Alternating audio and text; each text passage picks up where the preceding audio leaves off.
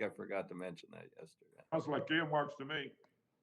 Alvio, banish that word from your vocabulary. It is. I give you all the credit in the world. You've been trying to do this for the last few years. Oh man, it's been. I know. The last time we did this was when I marked up the surface bill in 09, just before Obama killed it. That was the last time we did member designated projects. And another wonderful decision. Yeah, that was great. The tax cuts too small to notice instead of infrastructure. That really was very helpful in the next election. Karen, I see you laughing. How do I get more of a grid?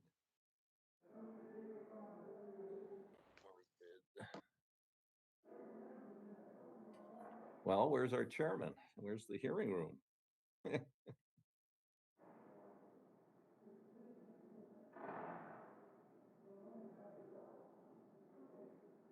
Your fellow New Jerseyan is missing. What do you call you guys yourselves? New Jerseyans? Almost New Yorkers. The Garden State. Oh, that's right. Garden Staters. Okay. I forgot. The Scarlet Knights.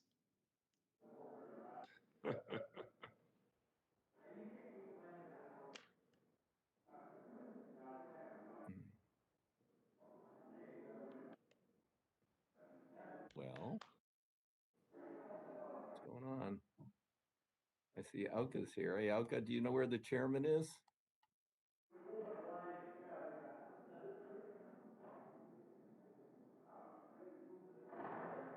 Albio's talking, but I can't hear him. You're muted, Albio, if you're talking to us.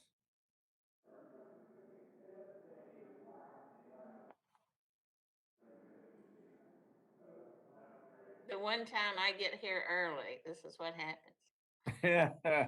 Tina, how are you? Good. Good morning, everybody. Good morning.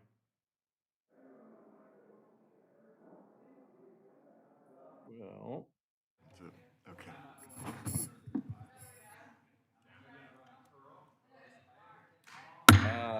Like something there.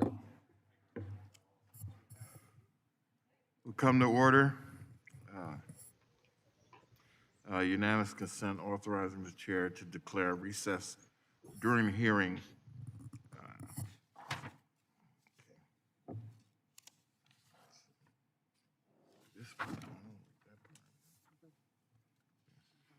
I ask unanimous consent that the chair authorize to declare recess at any time during today's hearing. Without objection, so ordered. For members participating remotely, I want to remind you of key regulations from the House Committee on Rules. Members must be visible on video to be considered in attendance and to participate unless experiencing connectivity issues. Members must also continue to use the video function for the remainder of the time they are attending this meeting and hearing, unless experiencing connectivity issues or technical problems. If a member is experiencing any connectivity issues or other technical problems, please inform the committee staff as soon as possible so you can receive assistance. A chat function is available for members on the Cisco WebEx platform for this purpose. Members can also call the committee's main phone line at 202-225-4472, 202-225-4472 for any technical assistance by phone. Members may not participate in more than one committee proceeding simultaneously. However, for security reasons, members may maintain connection to the software platform while not in attendance. It is the responsibility of each member seeking recognition to unmute their microphones prior to speaking and to keep their microphone muted when not speaking to avoid inadvertent background noise. Should I hear any inadvertent background noise, I will request that the member to please mute their microphone. As the chair of today's committee and hearing, I will make a good faith effort to provide every member experiencing connectivity issues an opportunity to participate fully in the proceedings. And finally, to insert a document into the record, please have your staff email it to documentstni@mail.house.gov. Okay. So I'll now go to the opening statement, and I'd like to say good morning to all the members in attendance. I'm honored to kick off the first subcommittee hearing of this Congress as the new chair of this subcommittee. My district and my state are widely dependent on reliable rail service, both passenger and freight. As such, I'm a major advocate for passenger and freight rail, not just in New Jersey, but across the nation. The work of this subcommittee is critical to protecting the safety and security of rail passengers and employees during and after this global pandemic. That's why we need to be forward-thinking about safety in order to avoid the types of preventable accidents that cost lives and harm the environment. With the mandate to install positive train control systems finally complete, I hope to see widespread safety improvements in the industry. In this subcommittee, we will explore the ways that we continue to improve these safety improvements. In addition, we will review the need for disadvantaged businesses enterprise programs within the rail space. We hear a lot about ensuring equity in transportation, and it's time to turn that talk into actionable programs. But the critical component for the future of rail modernization, it will lead to gender safety improvements as well as more effective passenger transportation. Also, I want the subcommittee to explore the numerous ideas for high-speed rail. When I look at the gap between the United States and the rest of the world, I see potential. I'd say that there are many opportunities for high-speed rail in the U.S. I remain determined to steer substantial federal investment towards the U.S. rail systems to expand rail opportunities that broaden our economic base. Last year, Chairman DeFazio ushered H.R. 2 through the House, investing $60 billion in U.S. rail systems. I supported that bill, and the subcommittee is already redrafting a rail title for surface reauthorization in anticipation of a major infrastructure push this year. We will get this done, and rail will be front and center. Today's hearing is the next step in that effort. I'm determined to highlight the importance of rail in today's complex surface transportation system. The title of the hearing is Full Steam Ahead for Rail: Why Rail is More Relevant Than Ever for the Economic and Environmental Progress. This is a throwback to the old steam engines that dominated the rail industry over 100 years ago. Too many people discount rail as a bygone era, but I don't think they understand that the value that rail currently brings to our nation. So we need everyone to understand the benefits that rail provides. I hope to hear today's witnesses highlight the economic and environmental advantages that rail is responsible for. I want to learn more about the economic advantages of moving freight over the rails. I want to learn how we can increase the number of jobs rail transportation supports nationwide and how we can sustain the quality of these jobs. Finally, I want to hear about the many ways rail can significantly reduce greenhouse gas emissions and further our nation's fight against climate change.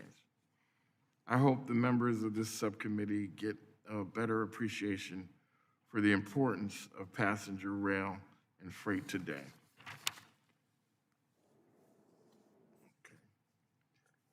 Now I'd like to call on the ranking member of the subcommittee, Mr. Crawford, for an opening statement. Turn your mic on. Other one. There we go. Thank you, Mr. Chairman. I want to congratulate you on your assumption of the leadership position in this subcommittee and look forward to working with you in this Congress. Our hearing today will examine the economic and environmental benefits of our robust American rail systems. Railroads have always been an essential part of American economic development. They support a variety of industries and moving goods to market at home and abroad, including manufacturing, energy, and agriculture. Studies have found that the investments made by rail have supported approximately 1 million jobs and $219 billion in economic output. Rail is also considered one of the most fuel-efficient ways to move freight. On average, freight rail can move 1 ton of freight over 470 miles on 1 gallon of fuel. Freight rail's output of greenhouse gas emissions in the U.S. are some of the lowest, at less than 1%, and make up only 2.1% of overall transportation-related emissions. During the COVID-19 pandemic, freight rail proved to be resilient and invaluable carriers of essential goods when they were needed most. Freight rail's significant contributions during this difficult period should be noted as we look toward future infrastructure investments. As the committee works to advance its surface transportation priorities, I hope it considers how we can leverage the important value of the rail industry. In particular, we must ensure that freight railroads keep growing in an uninhibited manner so that Americans can continue to benefit from their irreplaceable contributions to our economy. Thank you again to all of our witnesses for being here today, and I yield back the balance of my time.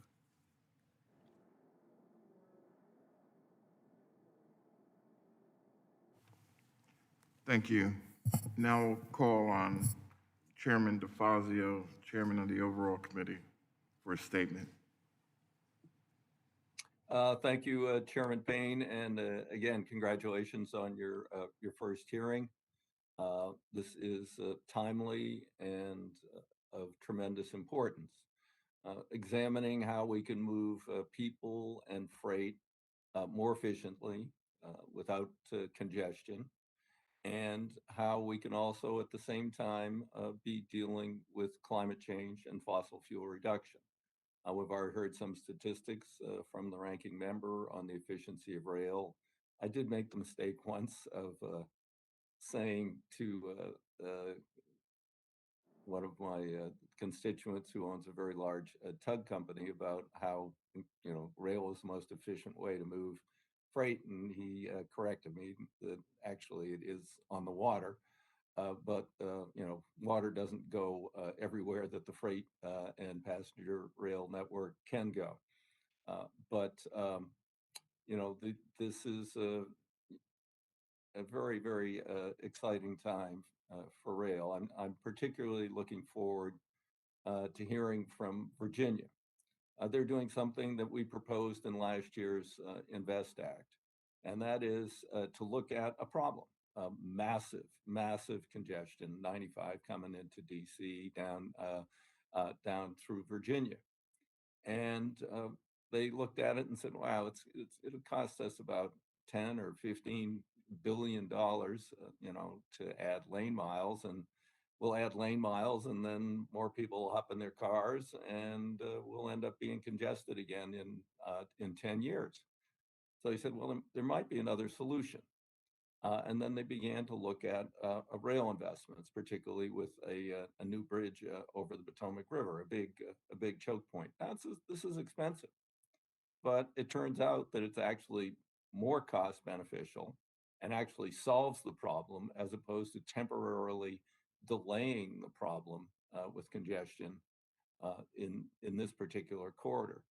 Now, this isn't going to be applicable everywhere in the United States. I mean, it's most applicable in very, very heavily congested areas like the Northeast or around other major urban areas in the country. Um, according to Amtrak statistics, traveling on the electrified Northeast Corridor system emits 83% fewer greenhouse gas emissions than driving and 73% fewer than flying. And Amtrak has pretty much taken over the market from DC to New York. They used to run a Delta shuttle every hour. I think someone else had a shuttle at the same time. So we have seen a dramatic reduction in carbon pollution, and people like traveling by rail. You're not strapped in a little crummy seat.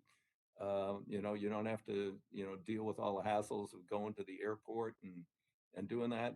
And that's even with all the problems we have in the Northeast Corridor. With ancient, decrepit infrastructure. The Baltimore Tunnel, built in 1872, beautiful engineering work, made of brick. It's raining inside the tunnel because of leaking water mains that are 100 years old. Someday a tunnel's going to collapse, going to cut off the Northeast. We need to rebuild that tunnel as well as make other major improvements on that line. And also look, around the country where we can facilitate better movement of passenger rail in cooperation with freight. That's what's so exciting about the project we're going to hear about from Virginia. CSX came to the table and with VDOT, and they worked out something that is going to benefit both freight movement, which is way more efficient than trucks, and passenger movement, a win-win. I'm hoping that the rest of the industry is attentive to this because the law does say, because we took over the common carrier status and passenger rail from the railroads, that Amtrak's supposed to get preference, but certainly out my way, where it takes about 3 or over 3 hours to get from my home city of Eugene to Portland, 112 miles. Train can go 120 miles an hour, takes over 3 hours to get there. We have to see better coordination, cooperation between the industry and freight, and that's why it's so exciting to have this hearing today. We'll hear from the NSF, and hopefully, we can be working on projects like this around the rest of the country as we move forward and as we build back better. Thank you, Mr. Chairman. I appreciate the opportunity. No, well, thank you, Mr. Chairman. We appreciate your leadership in this area. And I'd like to remind members in the committee hearing room to wear their mask at all times, including while speaking. Thank you for your cooperation in this matter. I would like to welcome the witnesses on our panel. Ms. Sharon Valentine, Secretary of Transportation for the Commonwealth of Virginia. Karen Krasta, President and Chairman of Arkansas and Missouri Railroads. Mr. Greg Reagan, President of the Transportation Trades Department of AFL-CIO, and Mr. Tom Williams, Group Vice President of Consumer Products, BNSF Railway. Thank you for joining us today, and I look forward to your testimony.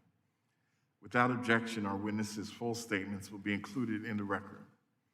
Since your written testimony has been made a part of the record, the subcommittee requests that you limit your oral testimony to 5 minutes. We will first hear from Ms. Valentine.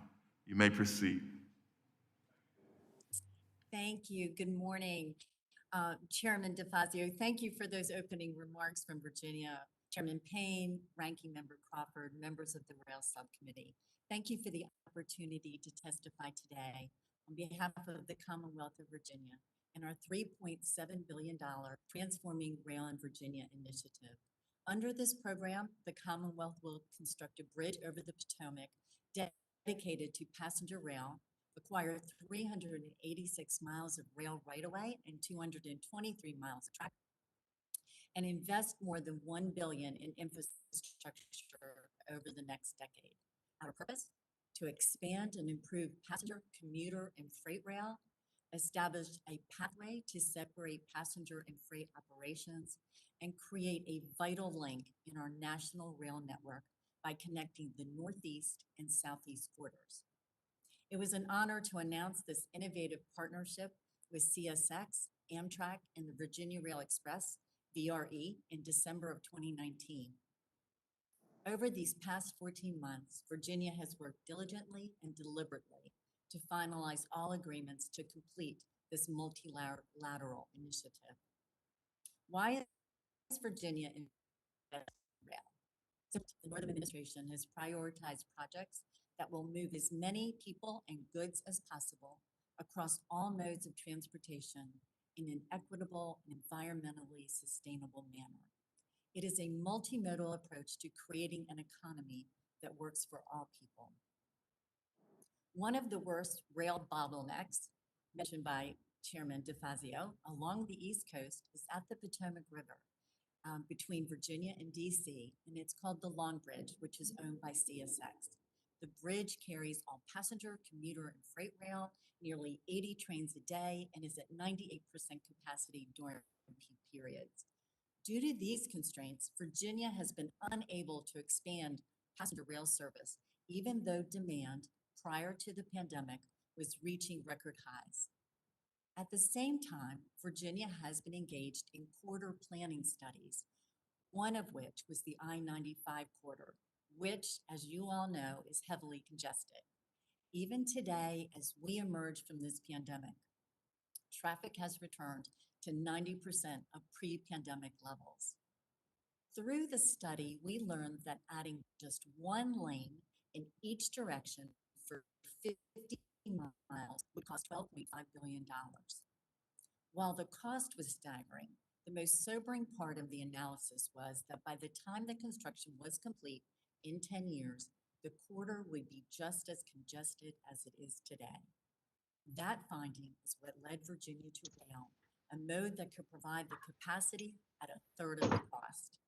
With a willing partner in CSX, the Commonwealth reached out to Amtrak and VRE to join us in this unique opportunity to be phased in over 10 years, which will double Virginia-supported Amtrak trains, providing nearly hourly service between Richmond and DC, increase VRE commuter service by 60%, lay the foundation for a Southeast high-speed rail corridor, and create the potential to expand rail to all parts of our Commonwealth. Equally important, this is being done in cooperation with the host railroad, increasing reliability and capacity for both freight and passenger. We are working collaboratively with CSX to create that win-win. And as we create this opportunity, we are also moving more goods and people in an environmentally sustainable way.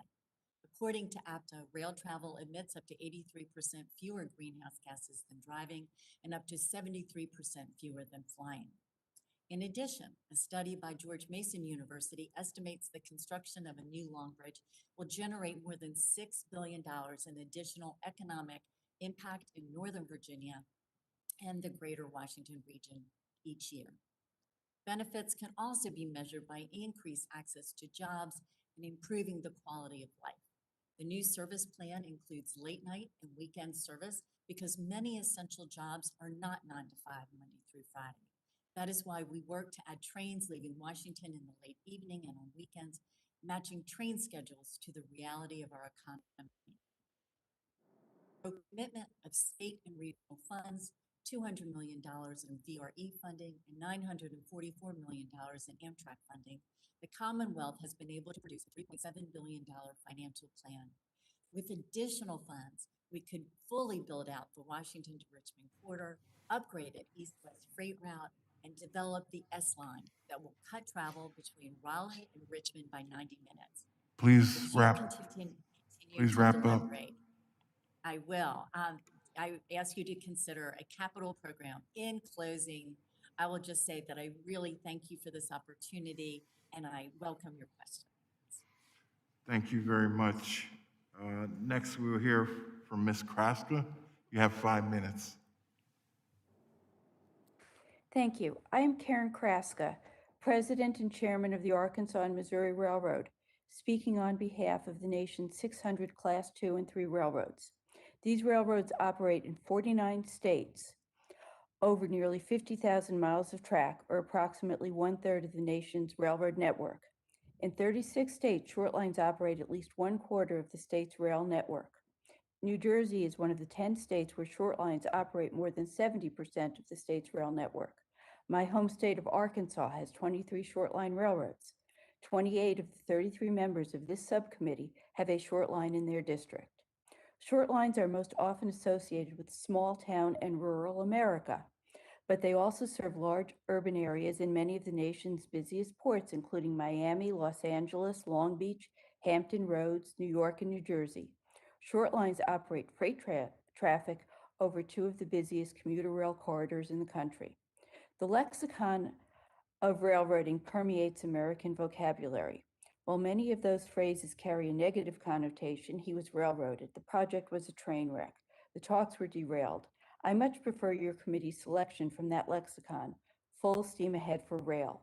That phrase captures the attitude of short-line entrepreneurs endeavoring to preserve and grow what began as the nation's most vulnerable railroad infrastructure and what is today a huge American success story.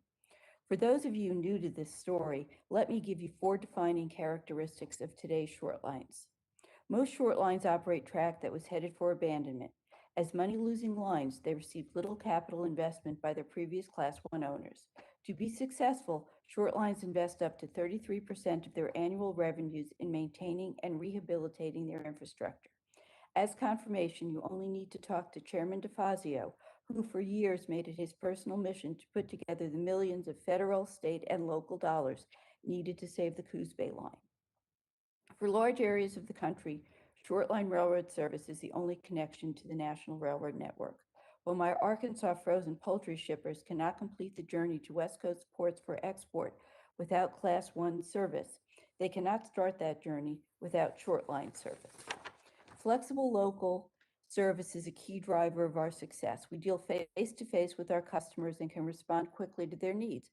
For example, my railroad serves Georgia's facilities in Arkansas and Missouri. They need feed corn for poultry and lots of it consistently. When the local harvest is good, they truck the corn from local sources. But when the harvest is not, the customer needs to shift gears, so they turn to us to bring in unit trains of corn from grain-producing states. Short lines are small businesses. Our combined annual revenues are less than the annual revenues of any single one of the nation's 4 largest Class I railroads. Before I talk about what short lines can do, let me take a moment to thank you for what you have already done. The members of the T&I Committee, past and present, played a critical role in making the short line rehabilitation tax credit permanent in 2020 so that it will continue to help us rebuild our infrastructure. It is, as you suggest, full steam ahead for rail, and your support for the tax credit has given us a full head of steam as we move forward. For that, we are most grateful. My fellow railroad panelists will highlight the substantial economic and environmental benefits of the railroad industry writ large. I will put a short line spin on some of those. For thousands of communities across the country, short line rail service is the only connection to the national railroad network, and this connection is an economic lifeline. Short lines lower transportation costs for shippers. One rail car holds the equivalent of 3 to 4 truckloads. For example, on my railroad, a shipper's cost to move a ton of freight 54 miles from Butterfield, Missouri to Springdale, Arkansas is approximately 1/3 the truck rate. The environmental benefits of rail transportation have been well documented. You will hear those statistics from my Class I colleague, particularly with regard to fuel efficiency, and those statistics also apply to short lines. We do not know what programs you will be considering in an infrastructure bill, so my written testimony touches on how today's programs can best be used by short lines. I also list a variety of general principles that will maximize our ability to make the best use of whatever programs you end up including, be they current or new. I appreciate the opportunity to present the short line perspective and would conclude with a personal observation. I am a businesswoman running a small business, and I do not pretend to understand the pressures, processes, and politics that govern your world. I was, however, involved in the decades-long effort to extend and then make permanent the short line tax credit, and I learned an important lesson from that experience. Regardless of party control, and often in the face of fierce partisan battles, our chief congressional sponsors never wavered in their commitment to sticking together in bipartisan support of the legislation. It showed me that government works when you work hard at working it out. We need that today more than ever, and I hope that can be the spirit in which you approach creating a much-needed infrastructure package. Thank you very much. Thank you, Ms. Kraska. Now we will hear from Mr. Reagan for 5 minutes. Thank you. On behalf of the Transportation Trades Department, AFL-CIO, and our 33 affiliated unions, I want to first thank Chair Payne and Ranking Member Crawford for inviting me to testify before you today. I also want to recognize that this is Chair Payne's first hearing since taking the gavel. TTD and our rail unions are looking forward to your leadership on the subcommittee and working together on an ambitious pro-rail, pro-worker agenda. The railroad sector is one of the most storied industries in American history. From the founding of the Baltimore and Ohio Railroad in 1827, the laying of the first transcontinental railroad to today's best-in-world freight network. The rail industry has been and continues to be a core driver of the American economy and a way of life. For decades, railroad employment has provided a path to the middle class for millions of Americans due to strong collective bargaining agreements and high union density. While the total amount of employees represented by a union has unfortunately decreased, representation remains strong at railroads. As a direct result, rail employees continue to earn good wages and benefits, even as economic progress has stalled for many. They're good jobs. These good jobs are not only found on the coasts or in major cities. In fact, there are railroad employees in every single congressional district in the United States, whether urban or rural, coastal or inland, Midwest or Deep South. Importantly, these jobs are accessible to everyday Americans. Most railroaders do not have a college education, but through rail employment have become highly skilled and earn compensation that significantly outpaces average wages for high school graduates. As the U.S. economy has changed over time and various industries have risen and fallen, jobs on the railroad continue to be a path forward toward a financially secure livelihood and a dignified retirement. The industry also creates good jobs outside of the railroads themselves. Two shining examples of this are the manufacture of Amtrak's new Acela train sets by machinist members at Alstom's Hornell, New York plant, and the construction jobs associated with rail infrastructure projects like Gateway and new high-speed rail systems. These employees power a key economic background for our economy. Most recent data shows that Class 1 railroads alone generated approximately $219.5 billion per year in economic output. In FY19, Amtrak carried 32.5 million passengers, including 820,000 trips per day along the Northeast Corridor, moving a workforce that contributes more than $50 billion annually to the national economy. While the economic impacts of the rail industry today are impressive, we must continue looking toward the future. For example, intermodal traffic is increasingly a key source of business for the freights, but we also know that rail connectors and on-dock rail at our nation's ports and harbors are badly lacking, leaving revenue and good jobs on the table. On passenger rail, for years we've fought for improvements on Amtrak's Northeast Corridor and to preserve Amtrak's national network, which connects many of Amtrak's rural destinations. Amtrak is our national passenger rail carrier, and we will continue to advocate for its existing services. But we also believe that there is room, opportunity, and frankly, demand for expansion to cover new and underserved destinations, as well as new and innovative high-speed rail enterprises. I hope that Congress will support these new frontiers of passenger rail service and to provide the appropriate federal investments, labor protections, and procurement requirements necessary to expand passenger rail and meet service demands and open new markets.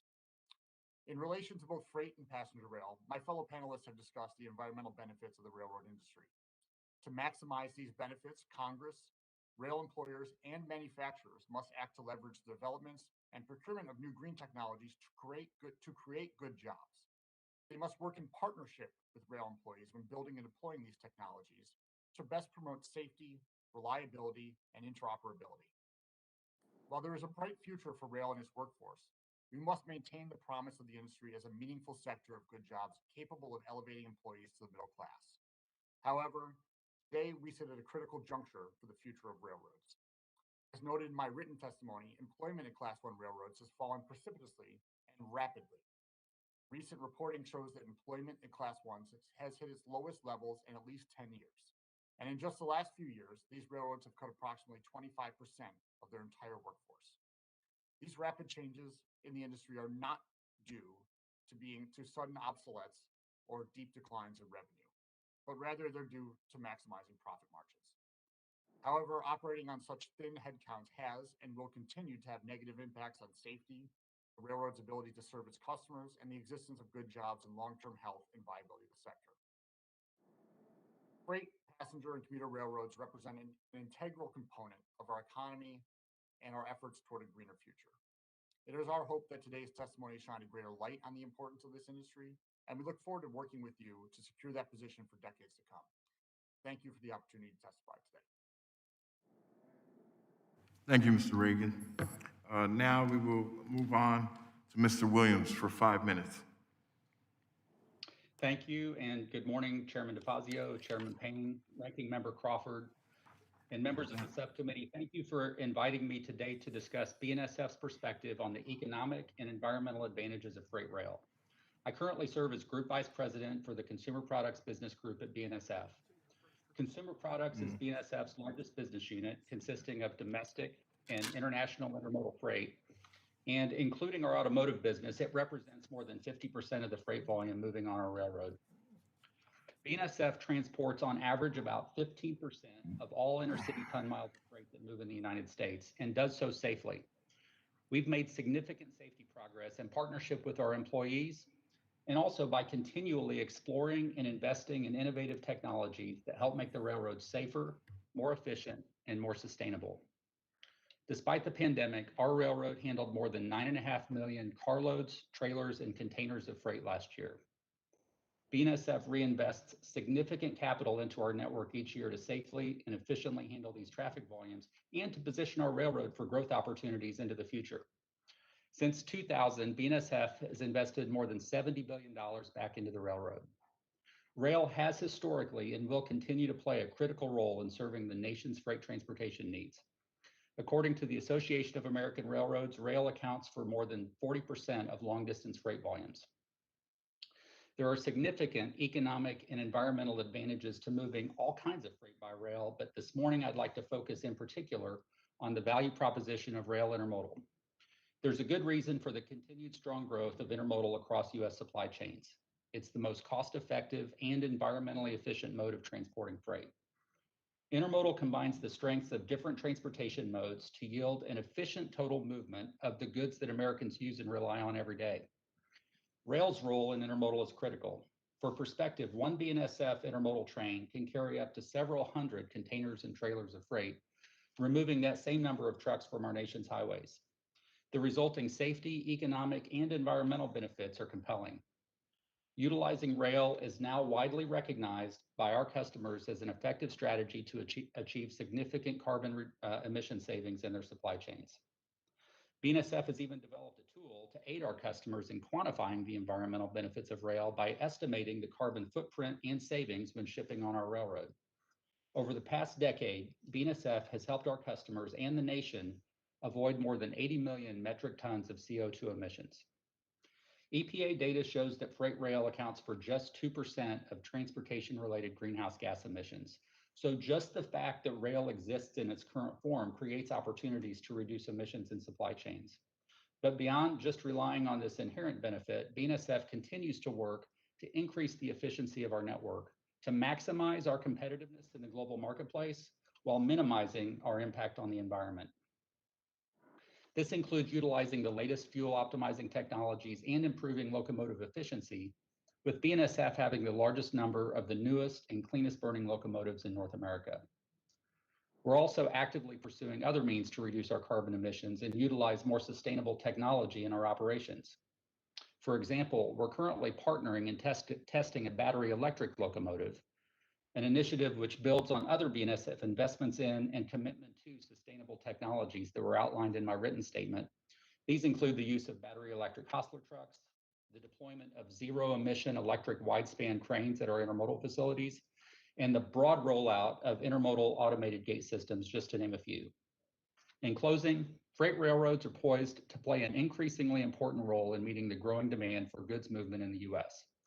The economic and environmental advantages of rail, supported by significant private capital investment and ongoing innovation, will help maintain U.S. competitiveness and position the country to play a leading role in sustainable transportation.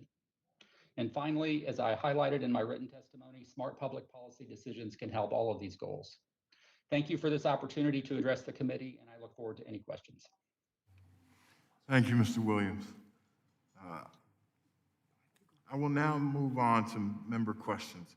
Each member will be recognized for 5 minutes, and I will start by recognizing myself.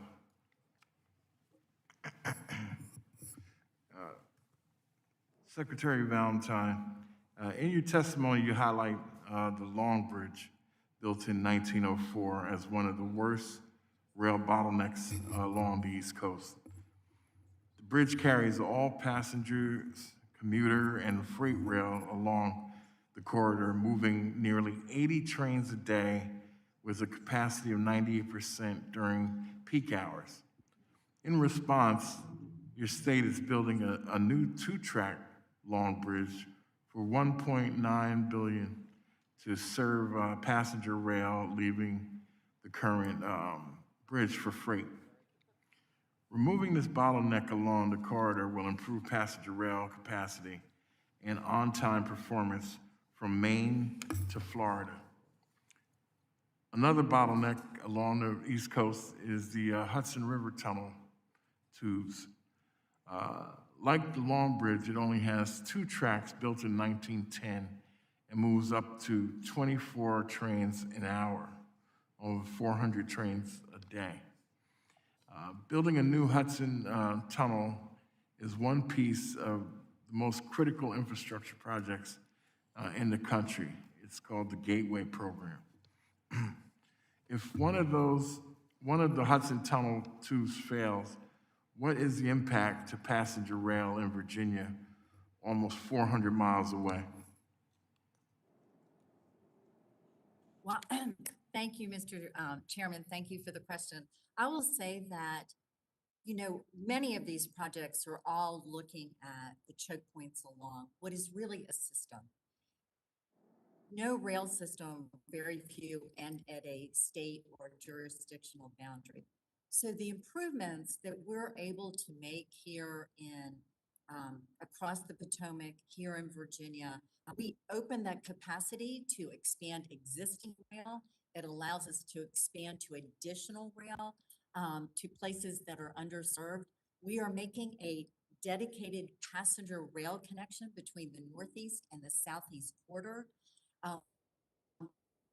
Reliability and the performance of the system so that those in the Southeast and those in the Northeast can benefit from these investments. The investments made in along the entire corridor, whether, you know, the Gateway project, among any others, all of these investments support our rail network. That is how we see all of us working together, supporting each other to really create a true national rail system. Thank you. Mr. Reagan, providing everyone with access and opportunity for employment is an important issue for me. Your testimony states that the rail sector offers a path to skilled work in the middle class, even for those who do not have a college degree. We need to grow these types of jobs exponentially. But you caution a downward trend in the overall railroad workforce. Is that trend a result of the COVID pandemic? And if not, then what is the cause, and what recommendations do you have for growing railroad jobs and expanding opportunities like those described in your testimony? Thank you for the question. The pandemic, certainly, we saw a dip in railroad employment early in the pandemic, but that does not explain certainly the drop in employment at the Class 1 railroads. We've seen a very sharp decline over the last few years, and one that is a result, frankly, of a shifting in business model towards a focus on quarterly returns from in terms of shareholder returns. And it is one that, frankly, gives us a lot of pause. It's one that we think has a negative effect on safety, a negative on operations. And we look for, frankly, we're looking for a way to make sure that we continue the steady upward trend of freight rail in a way that will grow jobs, continue to serve the customers, and ensure that we have a sustainable future for freight. Thank you. And trying to be a good example, I will yield back before my time is over, and we will next hear from Mr. Crawford for 5 minutes. Thank you, Mr. Chairman. I wanted to ask Ms. Kraska, how has COVID-19 pandemic affected short line railroads, and are there anything policymakers here in Washington can do to help short line industry better respond to the pandemic?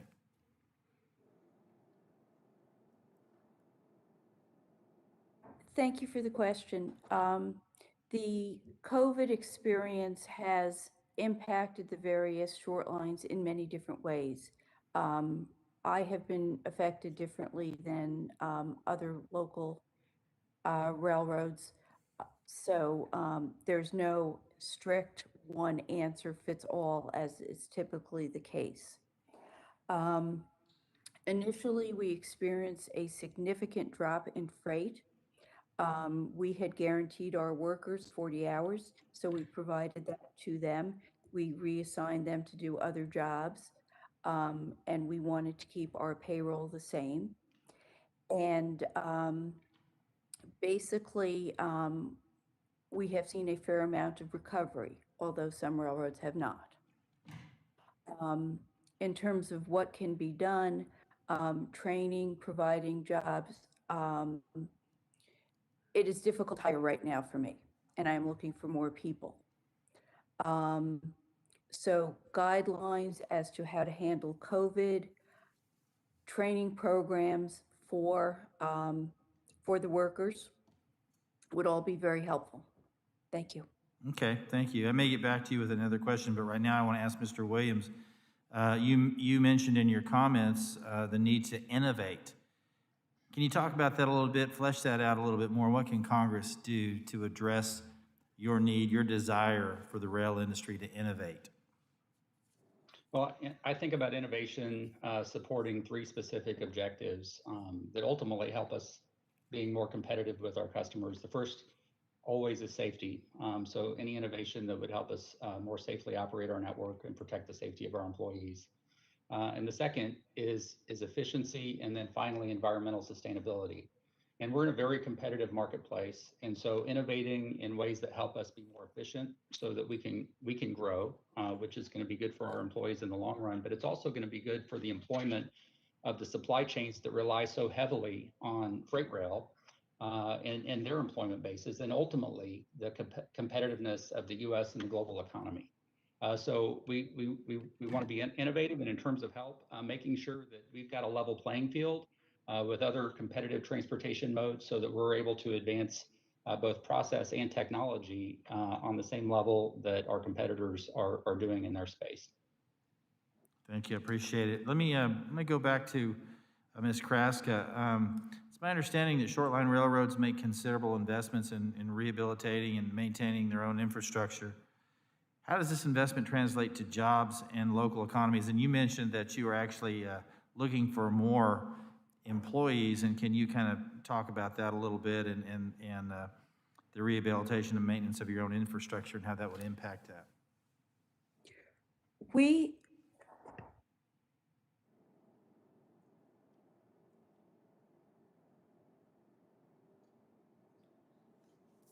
think you're muted. Sorry. It keeps clicking back and forth. We have a maintenance of way team that we used to do operating, which is general maintenance, and capital projects, which is the more expensive projects that we undertake. To the extent where maintenance is general maintenance, we have our crews, but sometimes when we do the larger capital projects, we're unable to support that ourselves in terms of the fluctuation in manpower, so we will hire contractors. We have those relationships with people right now on property. We have one contractor working on our bridges. So we are staffed and ready to do that work, but there are some types of workers where we're having difficulty hiring, whether it be for lack of interest, since we're willing to train, is not necessarily lack of a skill set. So I hope I have answered your question, but if not, please. No, that's perfect. Thank you. I appreciate it, and yield back. Okay, well, thank you. Okay, gentleman's time has expired. We will now go to the chairman of the full committee, Chairman DeFazio. Thank you, Mr. Chairman. Mr. Williams, during your remarks, you mentioned electrified locomotive. I'm curious. I mean, of course, there are some historic lines where we have very long electrified railroads historically. The infrastructure no longer exists. Would this run off a catenary or be self-contained? So thank you for the question, Chairman DeFazio. And the technology behind our battery electric locomotive test is a little beyond my scope, but I would just say this is a test in partnership with the manufacturer that we're going to do across the railroad after a significant amount of testing. That's the potential. But in terms of the specific technology, we'd have to follow up with your office on that. Great. Yeah, I would recognize that. I think you were the first to fully implement PTC. Congratulate you on that. Obviously, you're a bit more innovative than some. Ms. Valentine, how did you get CSX to the table? I'm approached by people in Texas and, in my state and elsewhere trying to deal with, I'm going to say names, Union Pacific, and they never want to come to the table. Well, thank you, Mr. Chairman. It really shows the power of a discretionary federal grant.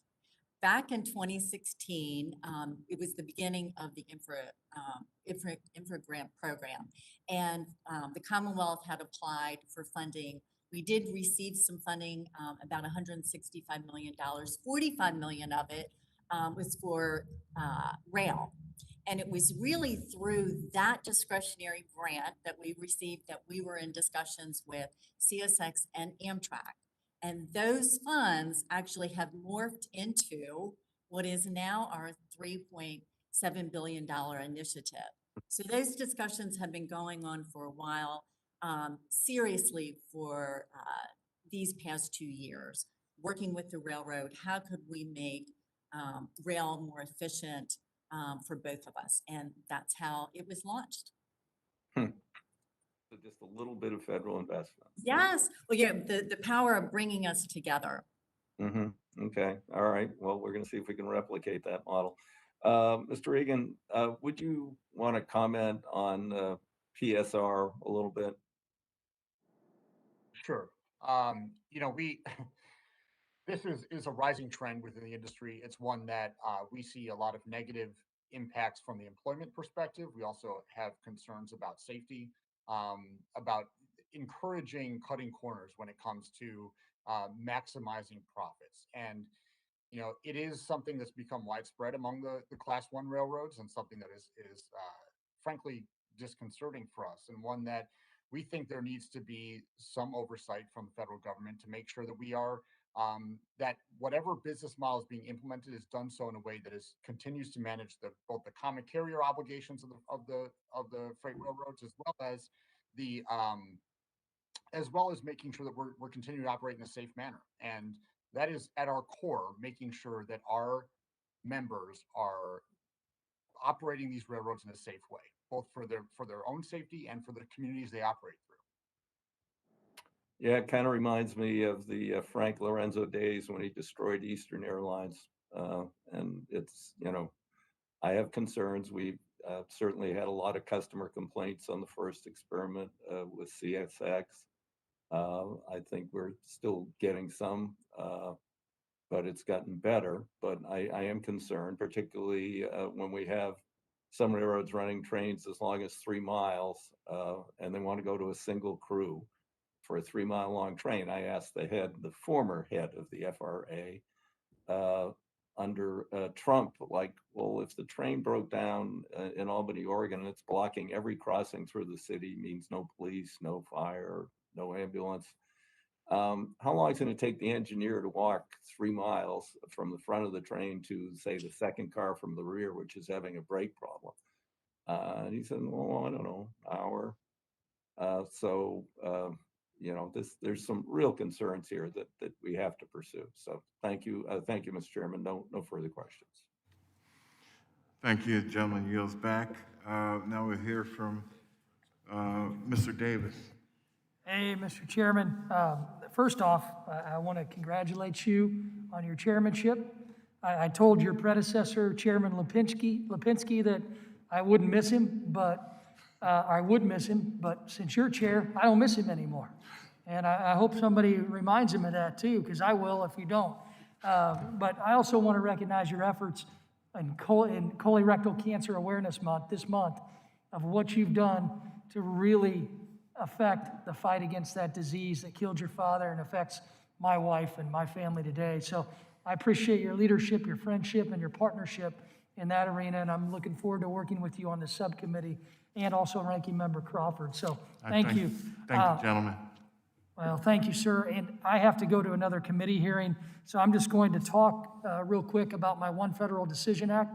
It's a bill that I've introduced. Hopefully it would be part of any infrastructure push to put the environmental review process at a 2-year maximum time frame. I am going to have to yield back my time to get to this other hearing, but I would prefer if the chairman would allow them to, Ms. Kraska and also Mr. Williams, to be able to make comments on the record about how a shorter review process and that maximum 2-year time period process could impact the short lines and also the BNSF. So with that, I yield back, and I hope Mr. Williams and Ms. Kraska can respond to that. Thank you. Thank you. Thank you. The gentleman yields, and now we will hear from Mr. Moulton. What? I'm sorry, let's hold on. Would you like them to respond on the record? It's still your time. Yes, sir. Would the two witnesses respond to Mr. Davis's questions? Yeah, this is Mr. Williams. Certainly, having a timeline for environmental review and giving us more certainty into that process would help us. Our objective is to be able to expand our network as our customers expand their need and they're growing their supply chain. So if a retailer builds a new distribution center, they're going to need a little bit more rail service over time. That's going to require us to incrementally add capacity to our network. And so having more certainty around that permit review process would enable us to better keep up our pace of investment with our customers' needs.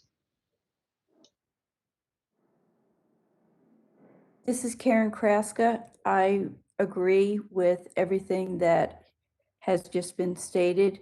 I would like to, my perspective is somewhat different, being a much smaller railroad. So the comments that I have, one, revolve around the uncertainty created by the length of the process.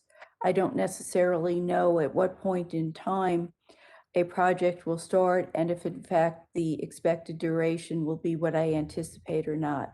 Probably more concretely, there are impacts on cost. A longer time frame means, what has been the impact of inflation? What will the costs be? If you then look at it and what we've experienced with COVID, potential supply chain locations and disruptions. Will the things that I've needed still be available, or will I have a 6-month waiting time? Further to that, if you have a circumstance where the scope of the project has changed because the asset has deteriorated further, you could in fact have a higher cost and a reevaluation of the process and the work that needs to be done. Finally, a longer process could suggest that there are in fact additional studies and costs associated with completing that particular project. And that's an unknown, and particularly as a small business, that is an undesirable outcome. Thank you. Thank you. Now we will go to the gentleman, Mr. Moulton, for 5 minutes. Chairman Payne, congratulations on your first hearing, and thank you to all the witnesses for being here today. Last May, I released a white paper on the role high-speed rail can play in rebuilding the U.S. economy, not just from this pandemic, but building back better for the future. And in December, I introduced the American High-Speed Rail Act. So, Mr. Chairman, I would like to submit my white paper, American High-Speed Rail and Rebuilding the U.S. Economy, for the record. Without objection. Thank you. Having worked myself on a short line in New England, spent some time working for Burlington Northern Santa Fe, and then serving as the managing director of Texas Central's high-speed rail project between Dallas and Houston, I understand how important your work is for the American economy and how much potential it holds for our future. So to all the witnesses here, thank you for your work in doing what you can to bring our rail system in America up to par with the rest of the world. We do some things really well, and many nations admire our freight service, but as several people have already noted, our passenger rail is pathetically behind the times. And that just points to how much opportunity we have for the future. We shouldn't think of high-speed rail as something that just exists in the Northeast Corridor, or perhaps in the Northeast Corridor of California, because high-speed rail has the capacity to connect many different parts of our country, and in particular to connect smaller cities that have not taken such a leading role in the tech economy of the last 30 years to larger cities that they lie between. And that's important when we think about how we bridge the divide that exists in so many ways in American society today, but particularly between those who are thriving in our coastal cities and those in other parts of the country that in many ways feel left out. Secretary Valentine, I'd like to start with a question for you. When you pursued this project in Virginia, you and the chairman have both noted how it was so unusual to look at this transportation problem and say, rather than just build more highways, we should look at what other solutions might be on the table. If you step back and think about this for a minute, this is pretty extraordinary because it's the only logical way to address a problem like this. We don't address communications problems by simply saying, how do you solve it by improving a telephone network? No, we look at all the options that are on the table, including new technologies that are coming online every single day. And yet in America, and uniquely in America, we try to answer every transportation bottleneck by just building more highways. So tell us why that is the case, why that's been the case in the past, and perhaps you could explain some of the obstacles that you encountered in doing things in a totally sensible way to approach your problem, but in a way that was nonetheless quite unusual. Well, I really appreciate that question. Thank you. In Virginia, we have really made a commitment to a multimodal transportation system. It's incredibly varied from the Port of Virginia, rail metro transit, 66 airports. We have a spaceport over on Wallops Island. So we really have made that commitment to this. As we have done this, we've really begun to look at corridors, full corridors, and it really began at looking at the I-81 corridor in the western part of Virginia, 325 miles, looking at what are the operational technology improvements that could bring multimodal improvements, just looking at what we could do to target solutions. $4 billion of need was identified. we are managing to address $2 billion of those needs, but we're trying to do it in a very managed way. That program is actually what led to future quarter studies. That's how we began to look at 95, look at 66, and that is how we're approaching transportation in Virginia. With limited resources, how can we find the right solution? And that is the approach we took on 95. When we looked at the other options, they were either unaffordable or ineffective, which is worse. And so that's really Okay. what led us to this. My time is almost up, but if I could ask a question for the record and would very much appreciate your response.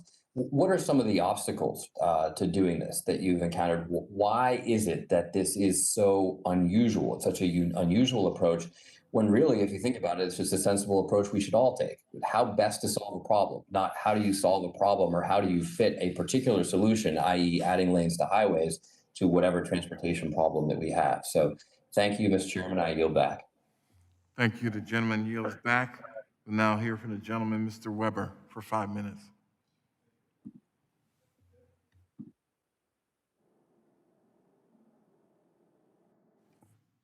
Test, that'll do it. Ms. Kreska, this will be for you primarily.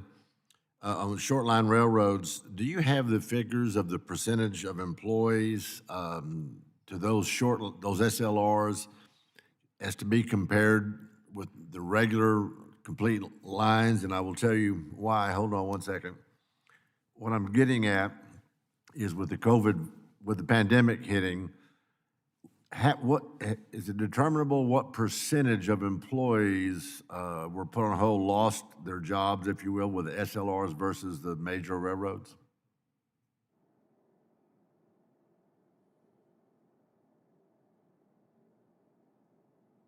You might be on mute.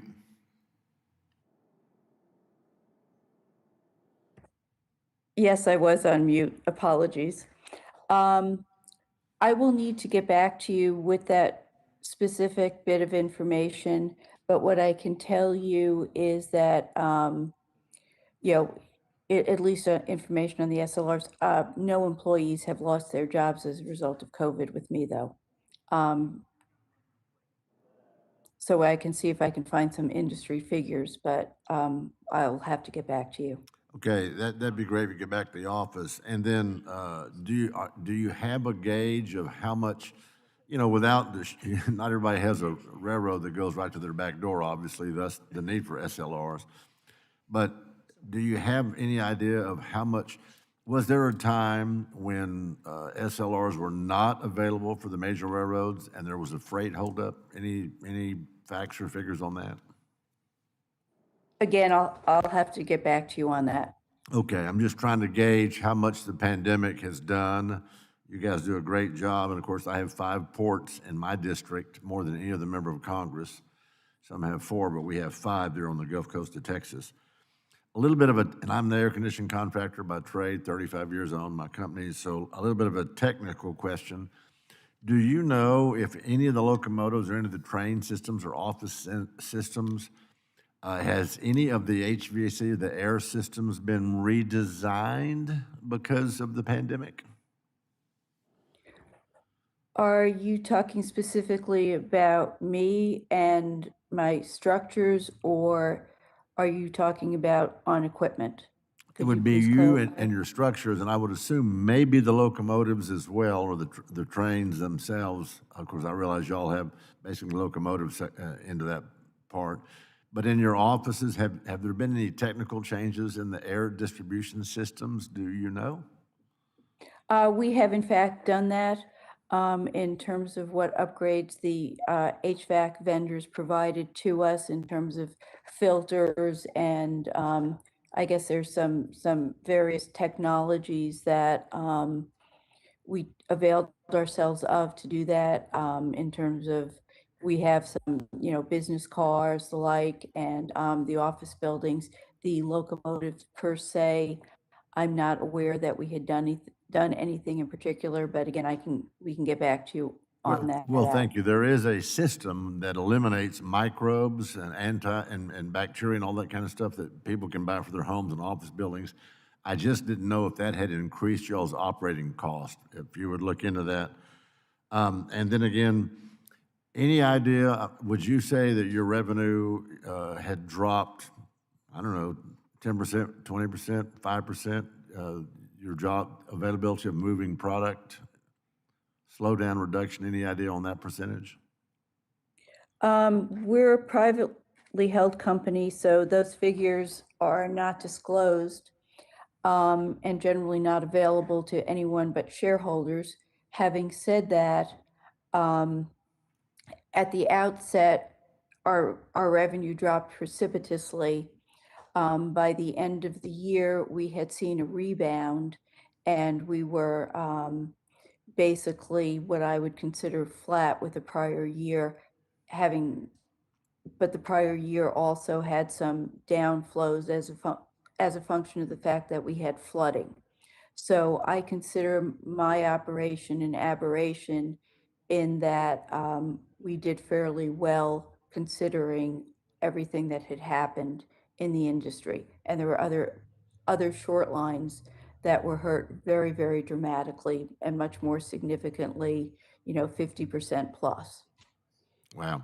Well, thank you for that. And Mr. Chairman, I appreciate you being here, and I yield back. Thank you, sir. Next, we will hear from Mr. Cohen for 5 minutes. Thank you, Mr. Chair, and the ranking member, Mr. Crawford. Appreciate your having this important hearing. And I'd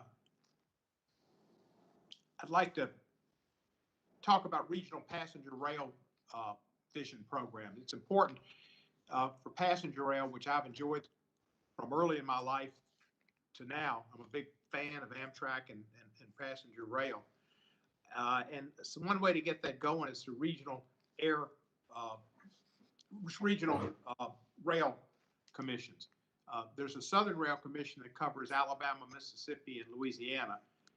There needs to be more because I think they can highlight the need for transportation throughout a state. Memphis has got hopes of having transportation to Nashville, could connect to Knoxville and even to Chattanooga, and make travel to all those cities much more feasible rather than automobile. We used to have nonstop air traffic to all those cities. We don't have it, even out of Memphis, which is formerly a hub.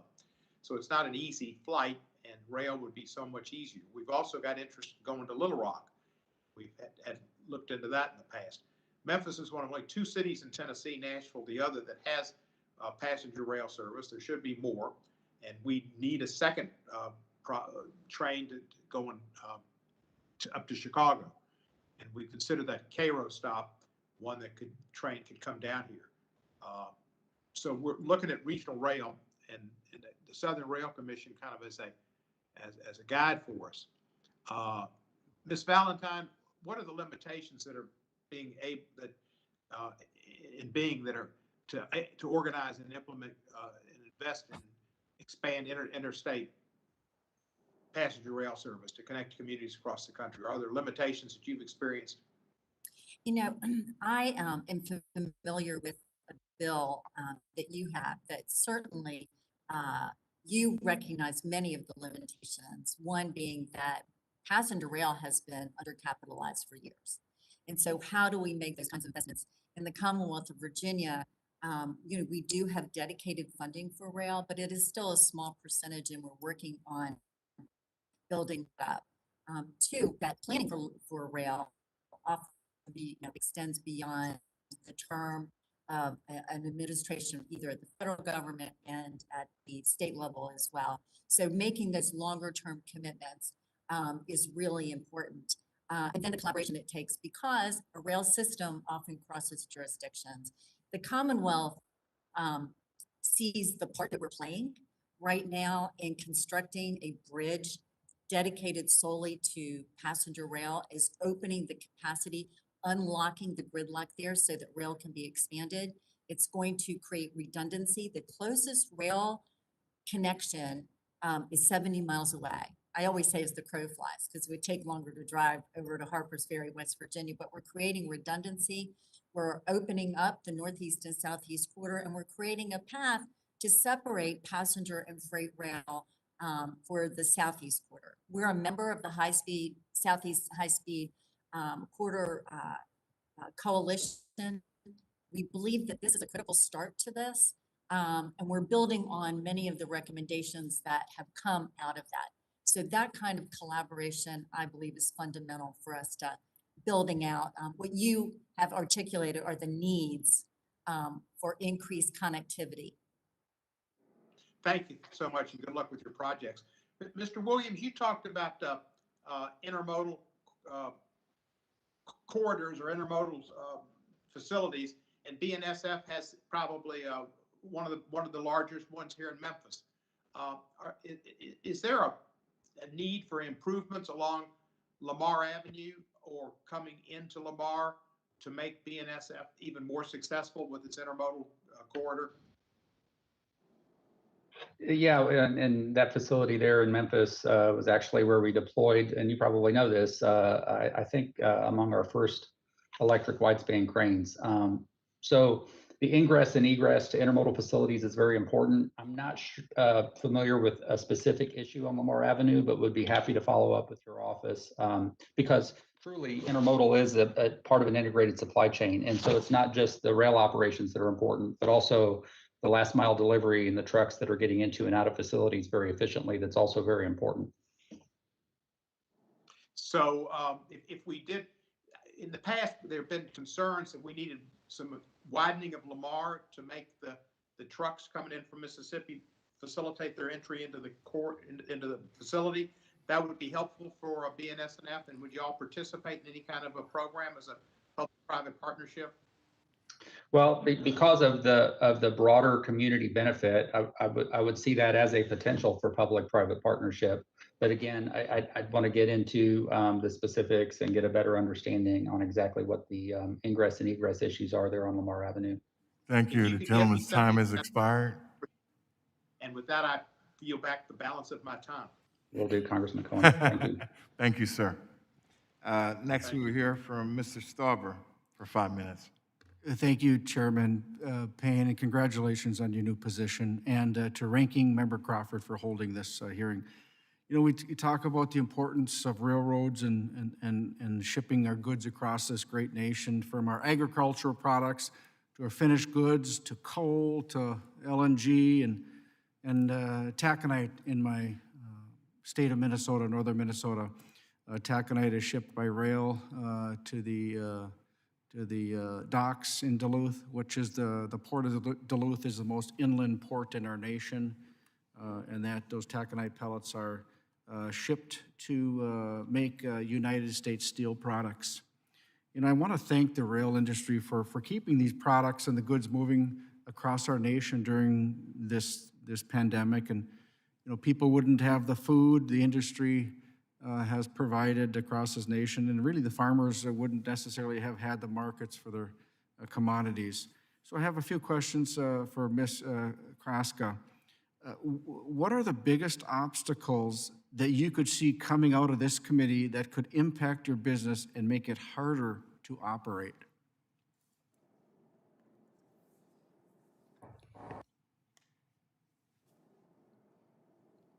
Unmute. Increased regulation is always a challenge for us. A personal one, and forgive me, this may or may not be the purview of this committee or subcommittee, but truck size and weights, an increase in those could dramatically tilt the difficulties we have in competing with truck. In terms of other areas, in terms of the grant programs, we would like a fair shake in terms of our opportunity to apply and have it work through that with us. You know, if you look at infra, I mean, and some of the other programs, the ability to perhaps not partner with another entity to get them done. I believe as a whole, we try to do a fair job. We try to do, or fair isn't the word, a good job, and try to do what is right for our communities, our workers, our customers.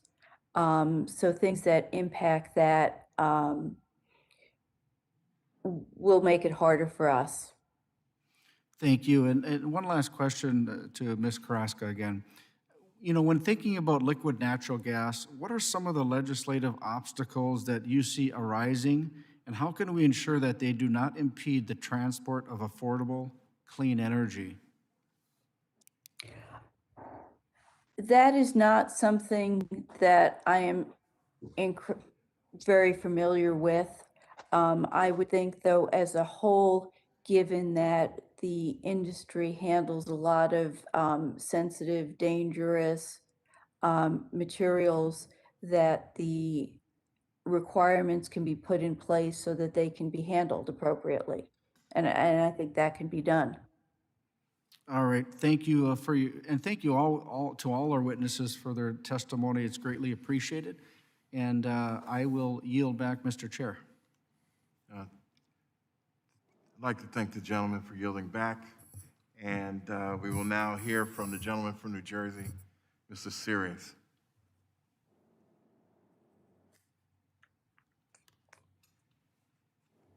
You're on mute.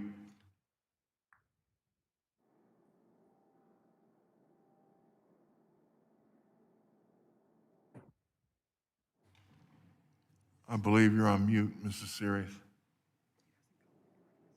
I don't know if I'm mute. Okay, can you hear me now, Chairman? Yes, yes. I went back on mute again. I just love this stuff. Can you hear me now? Yes, we can hear you. Okay. Well, first of all, thank you, Chairman, for holding this hearing. This is a very important hearing, not only for our district, but for America. And I also want to thank the witnesses for being here today. You know, I'm a big rail person. I believe that rail is critical to this country, especially when you come from the districts that we come from, the chairman and I. It's so congested. So over the years, I have been very involved with light rail. And we have a light rail in Hudson County. At its peak, it used to move about 45,000 people. But it's done to the area that is so important. It moves people from north to south. It ties into the ferry. It ties into the train stations that go into the city. And it moves people a lot quicker than by road, believe me. So can you, I guess, Ms. Valentine, can you speak about the investment in light rail that supports growth and efficiency in intercity passenger rail? Thank you. Thank you for the question. I love light rail, by the way. We do have light rail over in Norfolk, Virginia. And as far as moving people within an urban area, I believe it is a very effective way to do that. What we're really trying to do with the rail initiative today is that intercity passenger rail to really make those connections, you know, along major corridors and still try to connect with, you know, communities along the way. Most of our applications for light rail come from jurisdictions. We have not received as many applications for that. It goes through a program called Smart Scale, where we actually do a cost benefit analysis for our, you know, for various opportunities. And so that's something that we are going to follow more closely. But I'm really grateful to hear that you really like and appreciate it as well. Believe me, I've been very involved with it for about 25 years, even before I got elected to office. But one of the things that I found out when I was vice chair of the Circle of Mobility in my area is the idea of the cost analysis. Obviously, if you don't have the ridership, light rail doesn't work. So you will always have to subsidize with big amounts of money a light rail. So light rail, I don't think it's for every part of the country. I don't think it's, it has to be, I feel that it is for the areas that are densely populated so you can move people around. So, sometimes people love to come to the district and see the light rail. And they say, oh, maybe we can have this in our area. And I tell them, well, if you don't have the ridership, I don't think you're going to be able to sustain a light rail system. But, subsidies help. And what I can tell you is that with the light rail, I've seen the development on the waterfront in New Jersey facing New York City. It is amazing what it has done to that area. So in terms of creating jobs, in terms of people moving in terms of people spending money in the area, it is a transformation of an area that has been there. There's an old area where people used to come in and when they first came to this country and settled. I mean, you can't afford living in Hoboken today. It has transformed the whole area. May I just add this one point that when we first launched the intercity passenger rail, Virginia sponsored passenger rail back in 2009, it really started with a pilot. It was $17 million for 3 years from Lynchburg, Virginia into DC into the new Northeast corridor. And I had to make sure that we had 51,000 riders, and we didn't know if we were going to be able to sustain it. And in that first year, we had 125,000 passengers. It always exceeded expectations for ridership and profitability. And today, that rail service, which we now extend over to Roanoke, and we're working to get it to Blacksburg, Christiansburg, is really one of our most profitable rail services. In fact, probably in the country. It doesn't even need a subsidy because they're able to generate that kind of ridership. Sometimes when we are looking at solutions, targeted solutions, these are the investments we can make to really tie in those connections between centers and between business centers. So your point is Thank you very much. Thank you, Chairman. Thank you, sir. Next, we will hear from Mr. Burchett. Thank you, Mr. Chairman. Thank you and congratulations on chairing this great subcommittee. I want to thank you for something you do. Seems like every time I'm on the floor giving a floor speech, you are there as well. And you're always, as a friend of mine who's passed away, was very famous in our community, a man named Alex Haley used to say, find the good and praise it. And dadgummit, every day you're down there praising somebody in your district, some person that maybe won't ever get any Nobel Peace Prize, but dadgummit, they're doing something for our community. And I want to thank you for doing that because that means a whole lot to a lot of people when you do that. So thank you. It does not go unnoticed. I just want you to know that, Mr. Chairman. Thank you for recognizing that. Yes, sir. I think we'd probably all be better served if we did a little more finding some good and praising it than we are running each other down. Ms. Kraska, we have 4 short line railroads that run through Tennessee's 2nd Congressional District, the area I'm fortunate enough to represent, and nearly 30 of those operate across the state. And you might have answered this before at the end of somebody else's questions, but I wanted to lead with this. What unique challenges do short lines face, and how can Congress help improve those operational flexibility for those small businesses?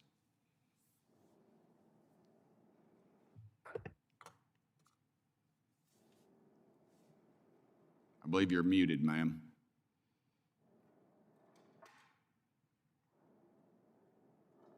Or maybe like a lot of people in this body, you just don't want to talk to me. No, I'm more than happy to talk to you. Can you hear me? Yes, ma'am. Okay. How can we get off your back and make your life a little easier? That is an interesting question, one that I was actually not expecting. Regulations are difficult for us, and that would probably be the top area. Could you name me a couple of those? I know I'm kind of putting you on the spot, but just a couple maybe we could address at some point. Okay, well, if you don't mind, if I could get back to you with the priorities on those. But in terms of other items as well, you know, to make it easier for us, truck size and weight, grants, would be helpful for us to build our infrastructure. In terms of the specific regulations, we have a fair amount of reporting that is challenging. I don't know the specifics, but I hear my safety individual complaining about a new regulation that is going to go ahead and create hours and hours of labor and reporting. So I think I would request that, you know, when new things are put in place, that there be a look at how much work it involves for us as we are small companies. I know many things are phased through the short lines after they go through the class ones. But I will get back to you specifically. Yes, ma'am. I with- appreciate that. with some. Tim Burchett from 2nd Congressional District in Tennessee. I would really appreciate that. Mr. Williams, the Federal Highway Administration expects U.S. Freight shipments to increase 30%, excuse me, over the next 20 years. And what are railways like yours doing to prepare for this increase in freight shipping? As you know, in my colleague Congressman Cohen's office, in his district, excuse me, BNSF Railway operates over there in Western Tennessee. And I'm wondering what regulatory changes do you need to see that we could make to better serve our nation? Yeah, there are several that I outlined in my written testimony, but one specific, and it's important to me as the leader of our intermodal business, and this is where we expect a lot of those trucks to find their rail opportunity, is that we're able to get through the permitting process at a pace enough to allow us to invest, especially in the endpoints of our network. And our network connects the Mississippi River basin through Chicago all the way to all of the West Coast ports. And so the efficiency of intermodal along those long haul corridors between the Midwest and the West Coast, and being able to invest in additional safe and clean lift capacity in those locations as this demand pace ramps up, I think is going to be very important. All right. Thank you, sir. Mr. Chairman, yield back the remainder of my time and do some good today, sir. Thank you. I appreciate the comments and look forward to continue working with you.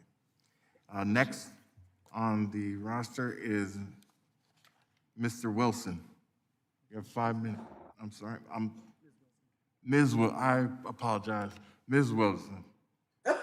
Oh my goodness. My friend. How are you today? I'm going to pay for that one. Where's your hat? I'm so proud. Where's your hat? Well, I'm voting virtually today, so I decided not to wear a hat, but I don't see no red tie. Oh, oops. That's right. I see red tie. Okay. So congratulations on your first meeting, your first hearing. I'm so very proud of you. I want to say to everyone, thank you for your testimonies. This is quite interesting. Freight and passenger rail service plays an integral role in my district's economy and across our nation. Miami was a town of fewer than 300 people before the arrival of Henry Flagler's Railroad. Today, Miami is one of our nation's largest cities and a leader in global commerce. Services like Metro Rail, Tri-Rail, Amtrak, and Brightline help mitigate congestion while reducing greenhouse emissions. My constituents and I have experienced the immeasurable benefits of the industry, and we appreciate it in South Florida. The rail industry also is a glowing example of the strength of unions and the union's ability to provide a path to the middle class, even for those without a college degree.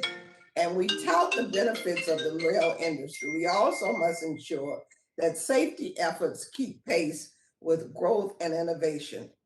I look forward to working with my colleagues to improve America's rail system and safety efforts to meet our environmental and economic needs. With that, I have a few questions. Mr. Reagan, as a co-sponsor of the PRO Act and strong supporter of unions, I have worked so hard to help keep this legislation passing during the past two Congresses. I'm pleased to have the opportunity to speak with you today. And although the PRO Act does not impact rail workers specifically, it will still bring unionization to other sectors. Please share with us the benefits that unionization brings to its workers. Thank you, Congresswoman, and I appreciate your strong support of the PRO Act. While, as you noted, it does not affect rail or aviation workers, it would be a huge benefit to our economy and to workers throughout the country. From our perspective, from TTD's perspective, we represent an industries, including rail, that are highly unionized, and because of that, these are jobs that are a pathway to the middle class. They have higher wages and benefits. They are industries where truly we have a middle class job base, and that's true across transportation, rail, aviation, transit, maritime, and it's not an accident. It's because of the strong unionization in those industries. It's because of the strong collective bargaining rights, and it's something that should be afforded to workers throughout our economy and throughout the country. So how can Congress work with the rail industry to effectively develop and deploy green solutions? Certainly, we look, we support. We think that many of our transportation modes, the investments that we can make in transportation, are inherently green. We think rail is a green industry, and it's one that we frankly should see more federal investment in as we make sure that we can expand passenger rail access, that we can expand commuter rail access, things like this. So these are green investments that Congress can make, but we need to actually make the investments. It needs to be a situation where Congress is setting the course and making those initial investments into these industries, so that we are going to have the passengers come. We're going to see the increase in freight. But it needs to have that initial investment. Otherwise, we're not going to see the benefits unless people are willing to take that first step to make the investments that are needed. So we will certainly be helping you with that. Ms. Valentine, in your testimony, you called on Congress to consider a capital grant program to help expand passenger rail in your state.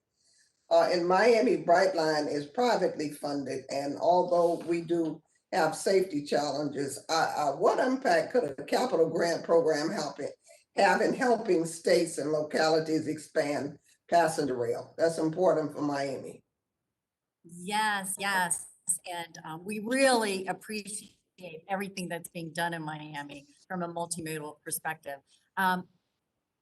One of the things that passenger rail is really lacking is a long-term sustainable source of funding that would allow states to make investments in larger passenger rail initiatives or program of projects. It's allowing us to create a vision and being able to implement it. Even this piece that I'm bringing to you today, we have put together with state, regional resources, working with partners, trying to put together a financial plan that works. If we could work with Congress on capital funding that would be sustainable over a longer period of time, I believe we could build out a national rail network with meaningful connections in a far more accelerated way. Thank you. Thank you so much. I yield back. I'd like to thank the gentlelady for yielding back, and good to see her.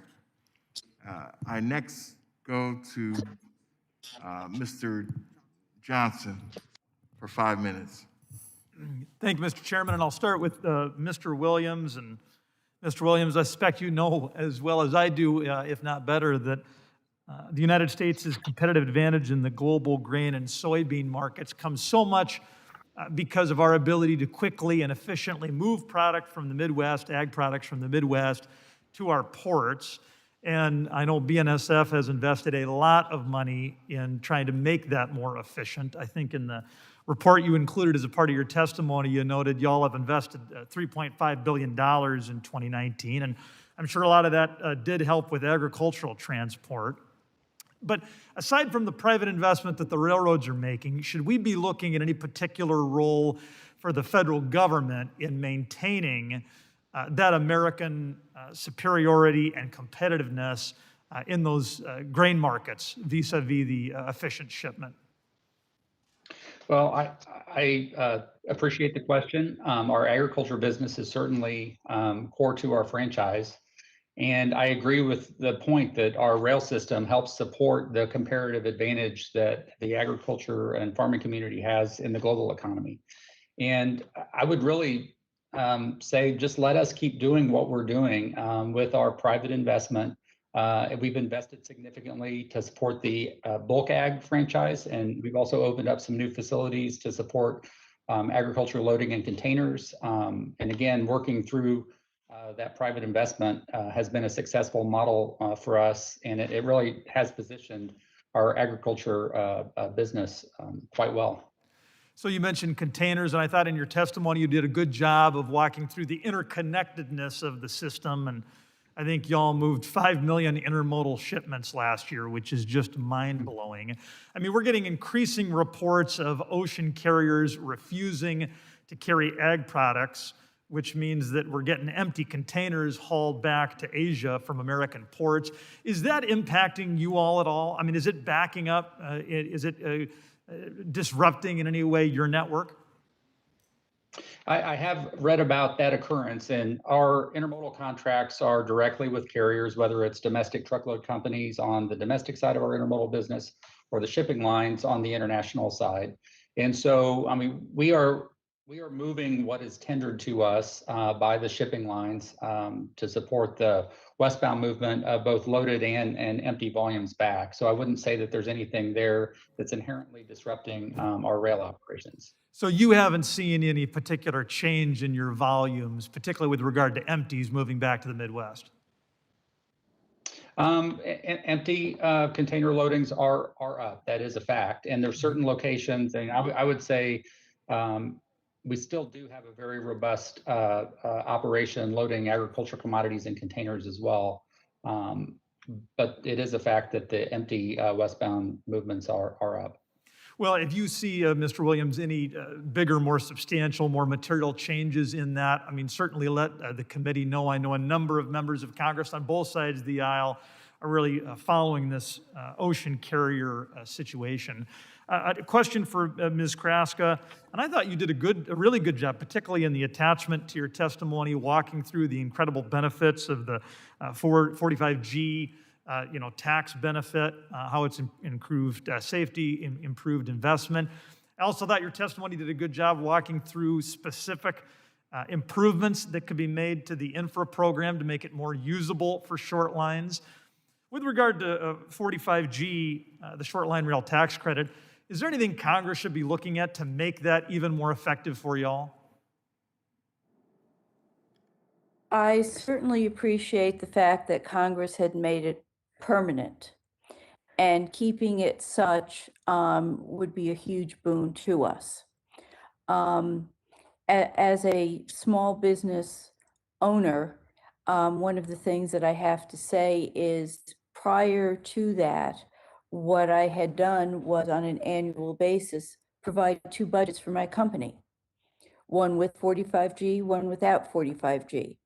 I'm happy to have it in place as long as it is in place. Of course, I would appreciate, the dollar amounts being increased, but knowing that you have something and that you can rely on it is more important.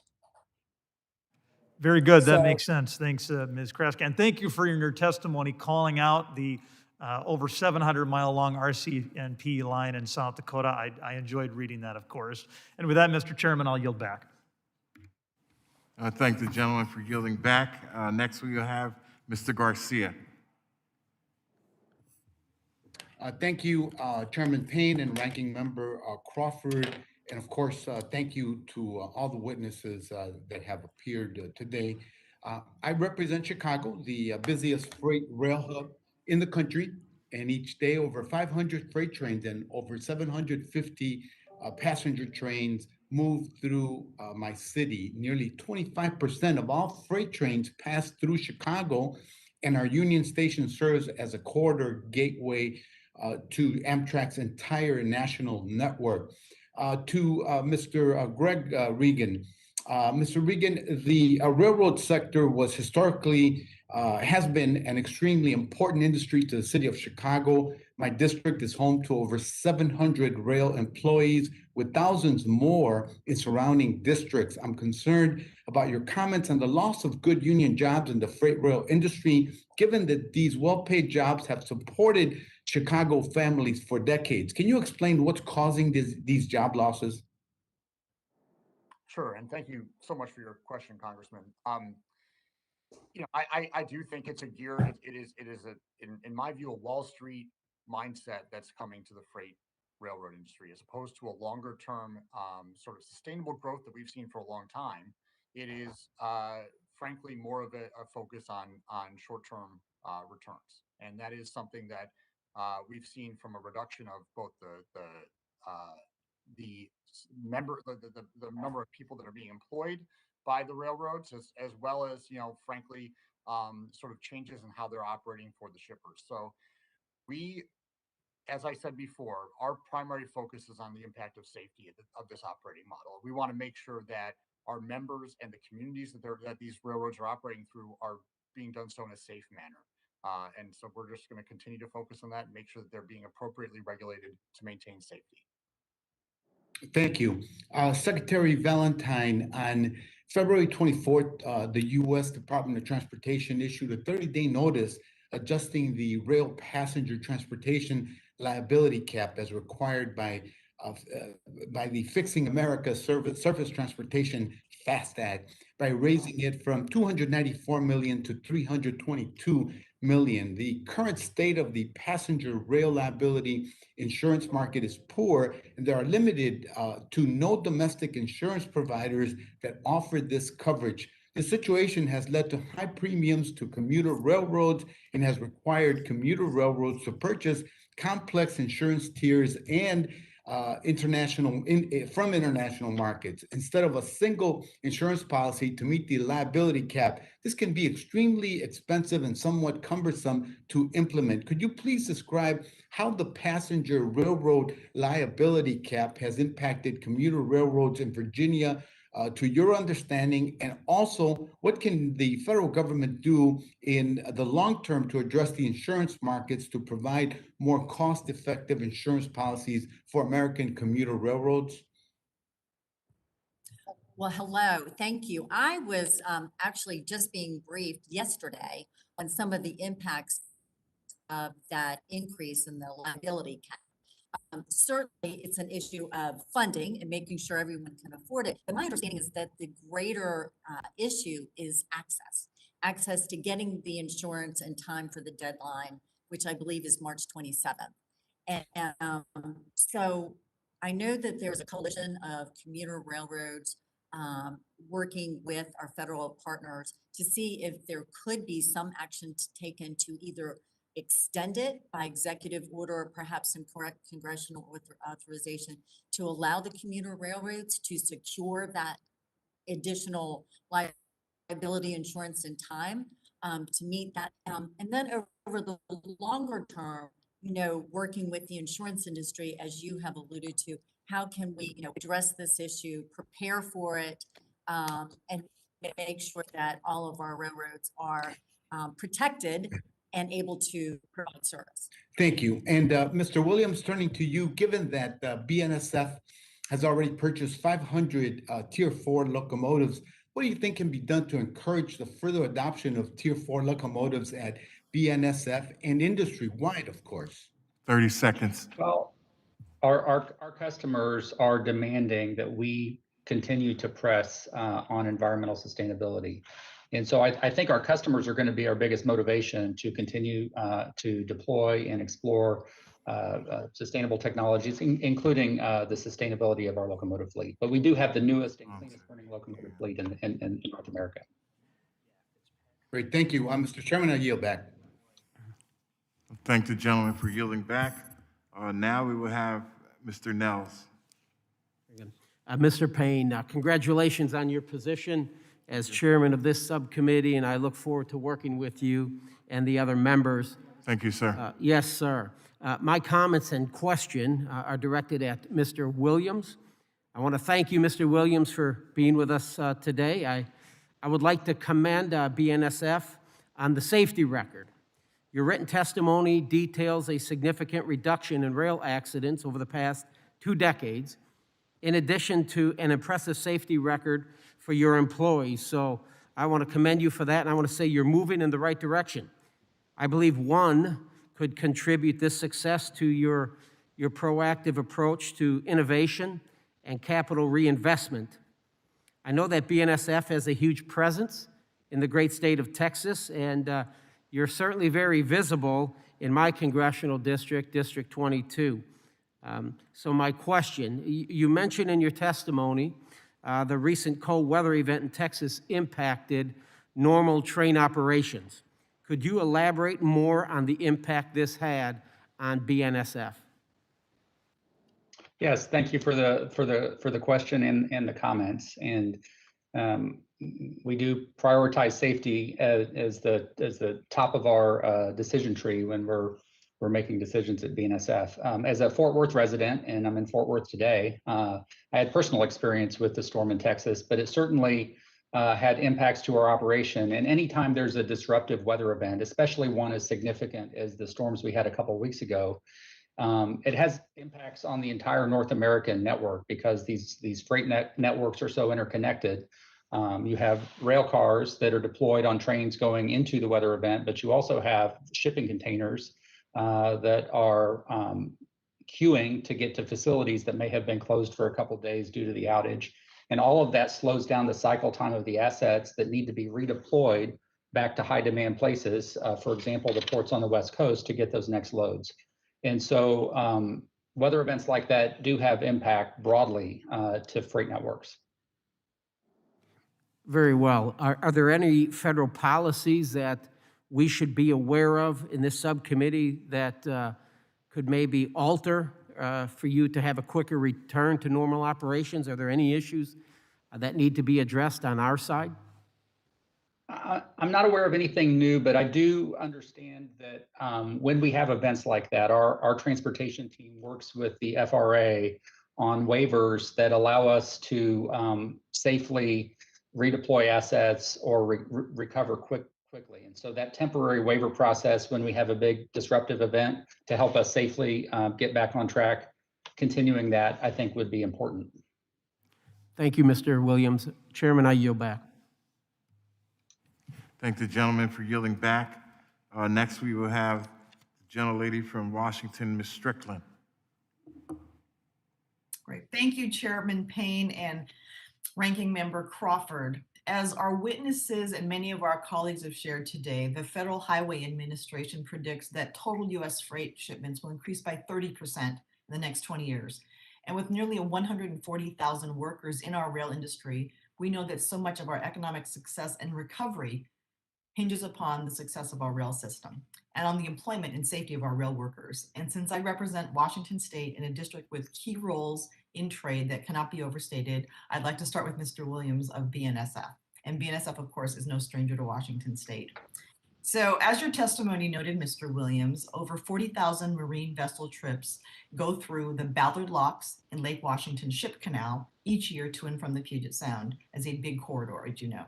And there's also the Salmon Bay Rail Bridge, which is a key part of our state's economy. So can you just speak to us about the value of investing in rail infrastructure projects like this bridge, and the impact that it could have on our state and our economic competitiveness? And then secondly, please let us know what you're doing to look to the future and your vision on the economy and ensuring that resiliency and environmental efforts and safety are part of what we do. Thanks. Thank you for the question and thank you for having me today, Congresswoman Strickland. And I probably could use the entirety of your remaining time to talk about the Salmon Bay Bridge because it's such an interesting, part of the engineering history of our railroad there on the north side of Seattle. But as you noted, it's a bridge that raises up and down to support both freight and commuter trains, as well as the marine traffic that goes in and out of the Puget Sound. And so it's an old piece of technology. There's a significant amount of community benefit. And so think about it in terms of a public-private partnership. If the bridge was stuck up, freight would have to move on the highways, commuters would have to find another route. If the bridge was stuck down, the marine traffic would be suspended. And so working out a long-term solution to that, as you know, and I know you're very familiar with the project, is very important. And then long-term outlook on the economy. I mean, I think all of the West Coast ports, and certainly we work very closely with the Northwest Seaport Alliance on trade, but our economy is international trade is so important to our economy, and so continued investments around those connector points and certainly enabling us to continue to aggressively invest in our intermodal network, I think are important factors for how trade impacts the U.S. economy. Great. And then I want to switch now to passenger rail. And as you know, this hits close to home for us in the 10th district. And there have been big strides made in positive train control, with railroads meeting the end of 2020 deadline for implementation. But there's still so much more that we can do, not just in one state, but really across the entire system. So can you talk about what we're doing to look even beyond positive train control to keep our workers and passengers safe? And how does that tie into our economic success? So PTC is one of many risk mitigation efforts in the rail industry and certainly on our network. But the advancement of PTC, no doubt, is an important measure.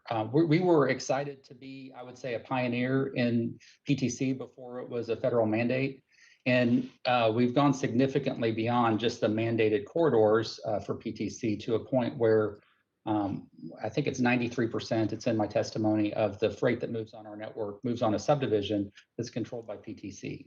So, I know I've said it multiple times today, but safety is a priority. I think you've seen numbers that bear out there's continued improvement in safety over time in the rail industry. We're very motivated to protect our employees and continue that good path. And PTC is just one of many measures in our safety program. Thank you, Mr. Chairman. I yield back. I thank the gentlelady for yielding back. Next, we have Ms. Steele. Thank you, Chairman, Ranking Member, and the witnesses today. I think it's important that as a committee, we have conversations like this about the future of rail in our country. As a California taxpayer, I want to use this opportunity today to talk about a rail project is expected to cost residents more than $100 billion with a B. Construction on the California high-speed rail project started in 2015. In 2010, the Obama administration gave the project $2 billion with a requirement to have the first segment operational by 2022. It's been 6 years and construction has barely inched along. Meanwhile, a 2018 report from the California State Auditor referenced the high-speed rail authorities' flawed decision-making and poor contract management, which contributed to billions in cost overruns and delays in construction. This project is a waste of taxpayer dollars. In 2019, Governor Newsom shortened the project by more than 200 miles. I don't think any more federal money should go to this project. I introduced a bill that prevents more taxpayer dollars from funding this train to nowhere. I have taken high-speed rail from Osaka to Tokyo so often when I was raised in Japan. It's very efficient and cost-effective, but we don't have the infrastructure here to support a bullet train like this in California. And unfortunately, this has been figured out in a real time at taxpayers' expense. To be clear, I don't oppose all high-speed rail projects, but I am very concerned about protecting private landowners and taxpayer dollars. Having said that, I want to ask just one really simple question to Ms. Kraska, that there are so many conversations about high-speed rail in the country. And I want to ask you how you believe future high-speed rail projects can be successful while at the same time protect taxpayer dollars in the United States. I'm a small short line, 150 miles, and we do not have any passenger trains. It's possible at some point in the future that something like that might happen. But I don't think it's particularly likely in my time frame for my area. So having said that, basically, I think passenger transportation, high speed, is very desirable, but there needs to be the public-private partnership with all parties involved, making sure that the various aspects of it that are important that will contribute to the success of a program are in fact discussed and laid out in advance. I too have been on the bullet train, so I know exactly of what you speak. And I understand that, yes, for us to be successful here, the infrastructure would have to be further developed as well. Thank you, Mr. Chairman. I yield my time.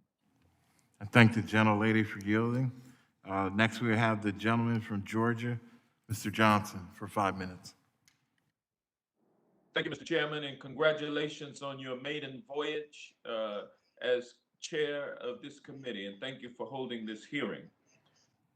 I'd like to Mr. thank the gentleman. Williams, rail is one of the most climate responsible transit options available to us, and freight railroads account for 28% of freight volume, but only 0.6% of total U.S. greenhouse gas emissions, and just 2.1% of transportation-related greenhouse gas emissions, according to EPA data. We know that the pace of climate change is rapid, it's real, and the crisis is only worsening. So the time to take bold action is now. Your testimony highlights the many environmental advantages of rail. How urgently do we need to expand our national rail network in order to have a more positive impact on climate change? Well, I think you pointed to the inherent underlying benefit of just rail as it exists today. And customers are more aggressively seeking rail solutions in their supply chains. And so we're very motivated to expand the capacity on our network to be able to handle more of our customers' freight. And so certainly the ability to permit the competitive rail projects for expansion is very important. And then our customers are also driving us not to just rest on our laurels that rail as it exists today is inherently environmentally benefit, but continuing to push on greener technologies in our operation, whether it's the locomotive fleet, the cranes that operate at our intermodal facilities, the trucks that go in and out of our intermodal facilities, and so forth. But I think that the biggest opportunity in terms of expanding rail is enabling us to invest in permit projects to grow as our customers' demand increases. Thank you. Do you believe that state and local governments generally appreciate the environmental aspects of or the environmental impact, positive environmental impact in terms of their plans on expanding their rail networks? I think it's very mixed, and we've had challenges permitting very green projects. Certainly in Southern California, we've spent the better part of 15 years trying to permit what would have been the greenest intermodal facility in the country and have very significant environmental benefits locally. But it's still getting through the permitting process has been a challenge. So I would say, our experience is mixed on that. Thank you. The inclusion of women and minority-owned small businesses in the expansion of our national freight network is imperative in my view. And this means preserving and strengthening the DOT's Disadvantaged Business Enterprise Program. Uh, Mr. Reagan, do you have an opinion as to the importance of disadvantaged business enterprises to state and national economic development? Oh, absolutely. We are entirely supportive of supporting of federal programs that will enhance minority and women-owned businesses, and we think that the federal government does rightfully plays a strong role in making sure that we can have more economic opportunity for different communities in the freight railroad industry. So whatever we can do to be supportive of these programs and to provide more investment and opportunity, we will do that. Thank you. As any witness can answer this question, as we prepare for the introduction of this new surface transportation reauthorization bill, how can this committee further prioritize robust rail investments? I'm happy to step in there. Congressman, I think that there is a clear desire, if you're looking at the passenger side, for instance, there is a clear desire from the American people for more and expanded passenger rail service. I know there were some critical comments about high-speed rail earlier, and I think there are inevitably going to be hurdles when you're the first to make that big investment. But clearly, as other countries have demonstrated, it's possible, and we are frankly just falling behind and not making the investments to make high-speed rail and real high-speed rail possible in this country. So we need to continue those efforts. The other thing I think when it comes to freight, focusing on intermodal investments is an important part of that. I think one of the biggest concerns that you hear from ports is that there isn't enough rail access so that we're connecting our maritime shipping with our rail shipping. And we need to make the investments in intermodal facilities with the appropriate federal protections, labor protections, a priority here to make sure that the entire system is operating appropriately. So I think there's a huge amount of opportunity here, and there's a huge amount of opportunity both from an economic perspective, a jobs perspective, and a passenger and user perspective. And we just need to have that investment from the federal level to make it a possibility. Thank you. Thank you. The gentleman's time has expired, but I appreciate his line of questioning is very important. So thank the gentleman. Thank you. Next, we have Mr. Fitzpatrick. You have 5 minutes. Thank you, Mr. Chairman. Thanks to all the panelists for joining us today. We really appreciate all your service. My questions actually are for Mr. Reagan. Sir, it's very good to see you.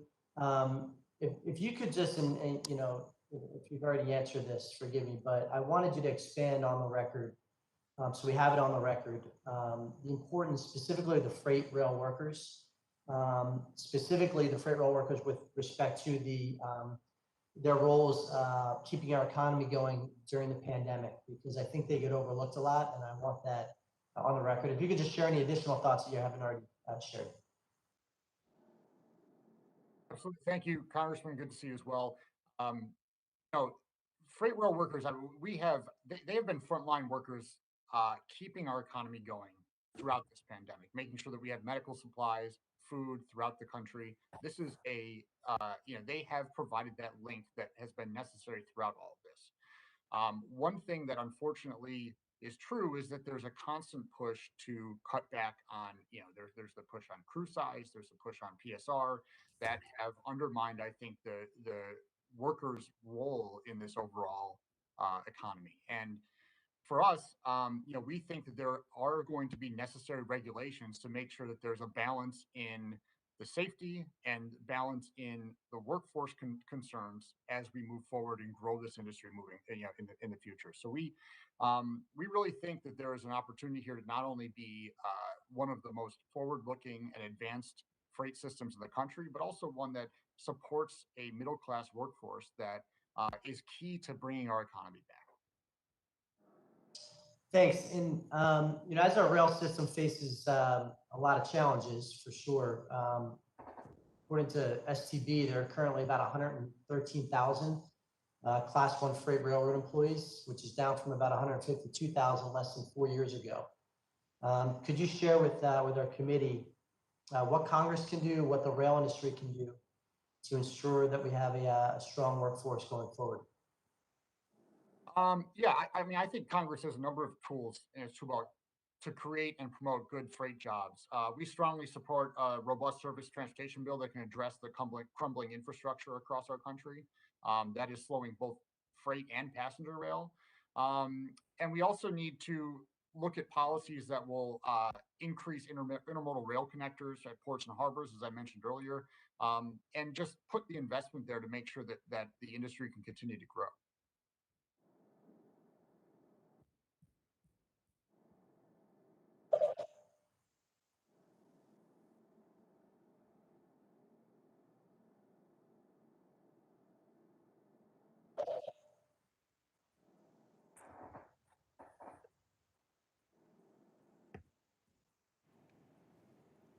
Mr. Fitzpatrick, I'm mute. I think you're on mute. Yes, sir. I yield back, Mr. Chairman. I'm sorry. Oh, thank you, sir.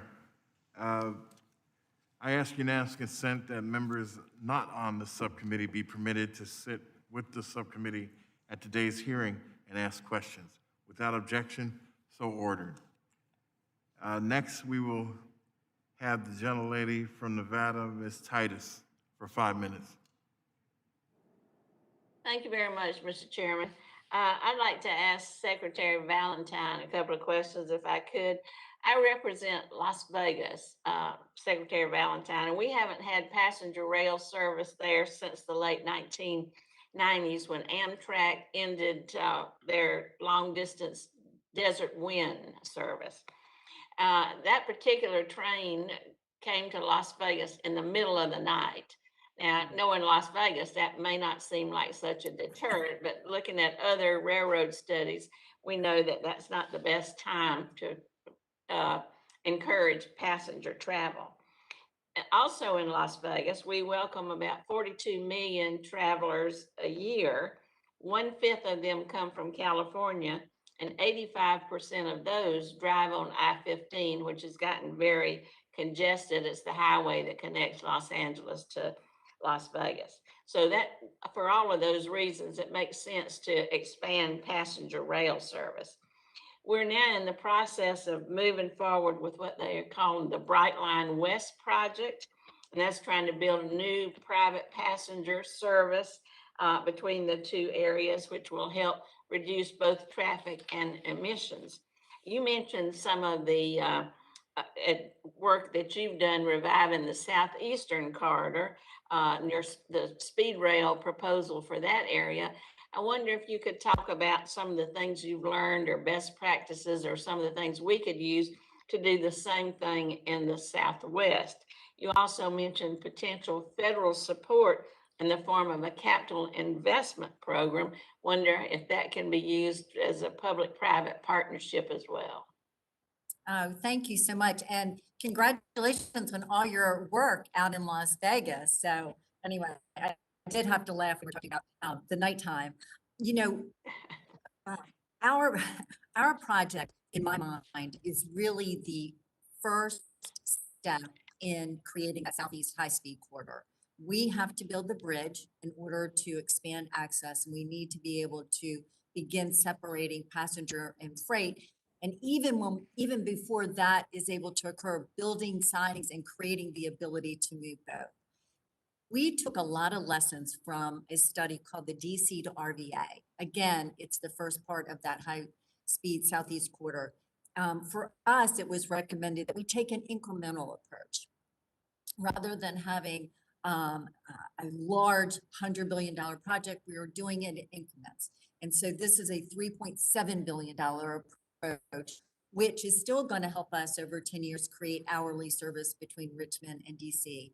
It was recommended that we use existing infrastructure and right of way. So in our negotiations with CSX, we are acquiring 320 386 miles of right-of-way and 223 miles of track. We are also purchasing, as a part of this, an S-line. It's abandoned. It goes down into Ridgeway, North Carolina, from Petersburg, Virginia, just south of Richmond. Because it's abandoned, we have a lot of opportunity for development for future phases, for even higher speed rail. And we actually included part of Buckingham Branch. It's an east-west freight corridor that we would like to upgrade and protect for east-west connection. All of these were incremental steps using existing right-of-way and tracks and achieving higher speeds where it was achievable. There are times when topography and different elements come into play. And so we're trying to go for the highest speeds that we are able to achieve. But what we're really delivering, and I think you know this from your question, is reliable, predictable transportation. We want to be able to deliver ridership on time and with regular performance. So we are really striving in all of our negotiations to make performance and reliability the most important target. Well, thank you very much. Did you look at the possibility of development incentives around potential stations as a way to contribute to funding? That is a longer term objective. At this point, we're really just focused on building out the rail corridor and what is possible. We have our stations, but that is not a part of this initiative. Okay. Well, thank you, Mr. Chairman. I yield back. I will now recognize each member for 5 minutes for questions, and I will start by recognizing Mr. Auchincloss first. Thank you. And I appreciate the opportunity to be here today to speak about rail and the economic power that it portends. Secretary Valentine, you put it well in your written testimony that in 2009, rail reached 49% of Virginians, 53% of jobs. Today, it reaches 77% of the population, 88% of jobs. In other words, quote, not enough. And in my district and in Massachusetts, we also have a lot of work to do. South Coast Rail in my district is critical to two major cities, Taunton and Fall River, which along with New Bedford are the only major cities within 50 miles of Boston that do not currently have commuter rail access. It's going to boost economic development. It's going to boost access to jobs and services. And yet it took 30 years to get South Coast Rail fully funded and to break ground on its construction. Secretary Valentine, it's my understanding that the Virginia Department of Transportation has been a pioneer in using smart scale, which I know Transportation for America and the University of Wisconsin-Madison have helped foment. With a project like Smart Scale that evaluates transportation infrastructure by how much it contributes to access to jobs and services, do you expect that rail projects like South Coast Rail and passenger rail in general would be easier to fund and would be prioritized faster by virtue of connecting more people to jobs and services? I believe elements could certainly be, smart scale is based on safety and accessibility, environmental impact, land use, various factors, including economic development. We actually measure those factors and score them against the cost of implementing them. Our rail and transit projects actually do very well through our smart scale project, our smart scale program. The issue being for larger intercity passenger rail, commuter rail projects, it would far exceed what we are able to actually invest in a smart scale project. For Virginia, our last round was about $850 million. This year, through the passage of an omnibus transportation program, we have about $1.3 billion for the entire Commonwealth. So if we could use and leverage these funds with other sources, partners, federal dollars, to create a vision and a long-term sustainable investment in passenger rail, I believe we can accomplish what you're trying to accomplish. And to make sure I'm understanding that, I'll frame it back to you. If the federal government under DOT was using a smart scale-like evaluation that was looking at ROI for a given transportation project based on safety, as you said, but also connection to jobs and services, how much thicker the labor market gets, you think that funding that the federal government would match for states would tend to raise up commuter rail projects, passenger rail projects relative to highways? In my mind, I'm thinking, how do we leverage state and regional dollars and how do we leverage federal dollars? Imagine what we could do together. So yes, creating that cost benefit analysis, having skin in the game for everyone. But really it's that longer term sustainable investment that we really need to have to expand passenger rail. It's been quite an effort to put this $3.7 billion package together to initiate this phase. Is Smart Scale measuring sustainability from an environmental perspective? It's measuring the impact of a proposed project, various environmental factors. So it's for a project. My wording back to you is really the sustainable investment of the federal government in these programs. If we could have it over a longer term, I see. Where the longer over a longer period where we could actually deliver larger projects and a program of projects where you create that connectivity. But again, it's leveraging what we have at the state with what the federal government is able to provide. I think we could actually work together to create much more of a system for that connectivity that you're working with in your district. Well, and here I want to reference my colleague, Congressman Moulton's National Rail Plan, which would, I think, provide that sustainability, that predictability, and I expect would incorporate much of the criteria of Smart Scale to create a national funding paradigm for rail. And that's why that initiative that he has spearheaded, I think, is so critically important to my state and to the nation. And I yield back my time. Thank you. Thank you, and I will now recognize Mr. Malinowski.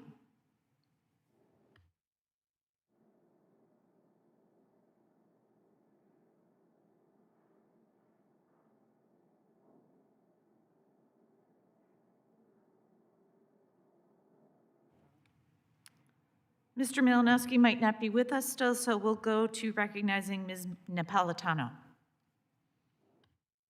Thank you, and I would like to add my congratulations to the chair for the first hearing, and I have a few questions. Pardon me.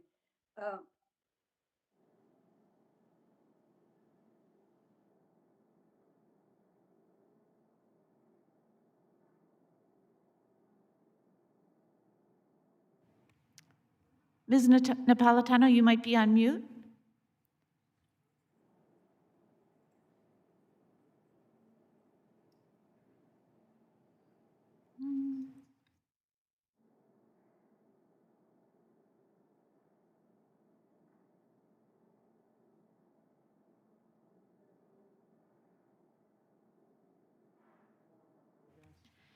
Ms. Napolitano, we'll come back to you after we fix your audio, and now I will recognize Mr. Stanton. Thank you, Madam Chair. I'm here today to discuss a critical infrastructure project, the Rio de Flag Flood Protection Project, and how local and federal infrastructure investments interact with freight rail. The 100-year floodplain of the Rio de Flag covers large portions of the city of Flagstaff, Arizona. Flagstaff's downtown business district and historic neighborhoods stand to be seriously impacted by a major flood event. And for generations, the city has been in a battle to prevent this from happening. A significant flood event could damage 1,500 structures, including homes and businesses in the city, valued at more than $916 million, and cause $93 million in economic damages, a total impact of more than $1 billion. The BNSF Southern Transcontinental Main Line, which is critically important to BNSF to move freight from Chicago to Los Angeles, runs through the heart of Flagstaff, and it too is located in the same 100-year floodplain. As a result, it has the potential to experience serious negative impact to its operations in the case of a major flood. Congress, with bipartisan support, authorized and funded the Rio de Flag Flood Protection Project. The existing undersized channel that needs improvement crosses under the BNSF corridor, and portions of the project are planned to be constructed on BNSF property, adjacent to the main line. Flagstaff has been working on the design of this project with the Corps of Engineers and BNSF for more than 20 years. The total cost of the Rio de Flag flood project is estimated at $122 million.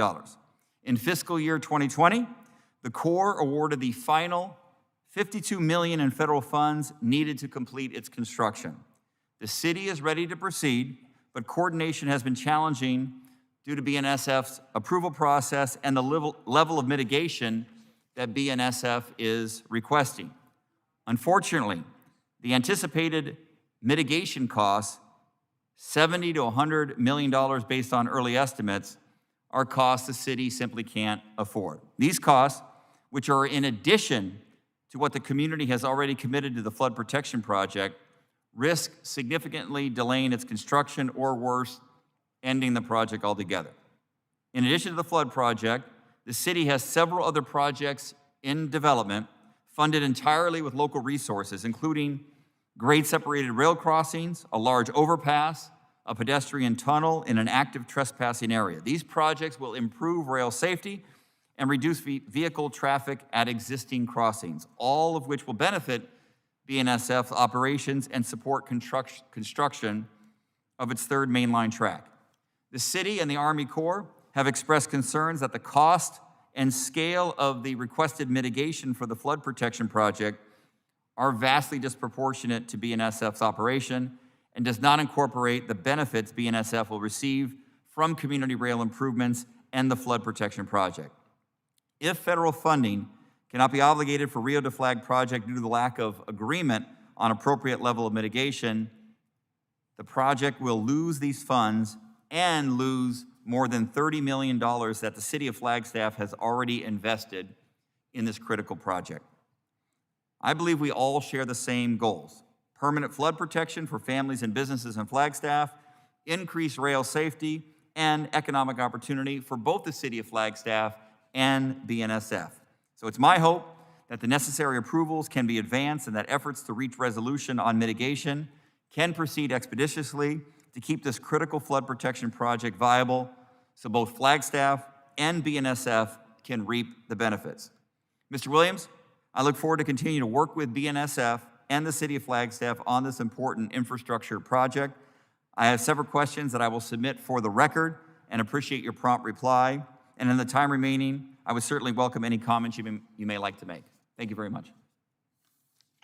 Well, you very appropriately recognize the importance of our line through Flagstaff on our network, and that route supports not only local, but certainly on the order of 80 or 90 intermodal trains a day that serve all points east from Texas to the southeast to the upper Midwest.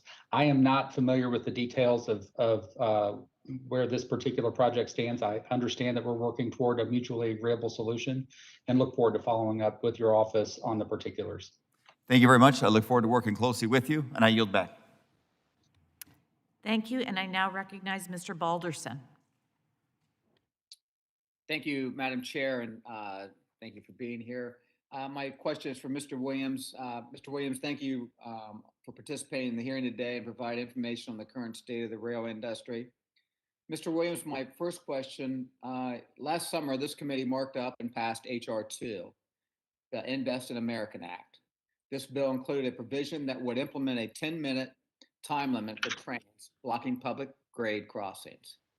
This provision would have applied penalties of up to $25,000, even for the first-time violations, for rail cars and trains that block a crossing for just 1 second over the 10-minute limit. The bill also directs the Department of Transportation to submit a report containing a national strategy to address block crossings. While this report is a good start, the bill would give the department up to 18 months to submit this strategy, while the penalties for block crossings would go into effect immediately. No one likes having their daily commute delayed or impacted because of blocked rail crossings, and I don't think solving this issue should be a partisan issue. It's important that this committee works with the entire rail industry to better understand how we can prevent block crossings moving forward.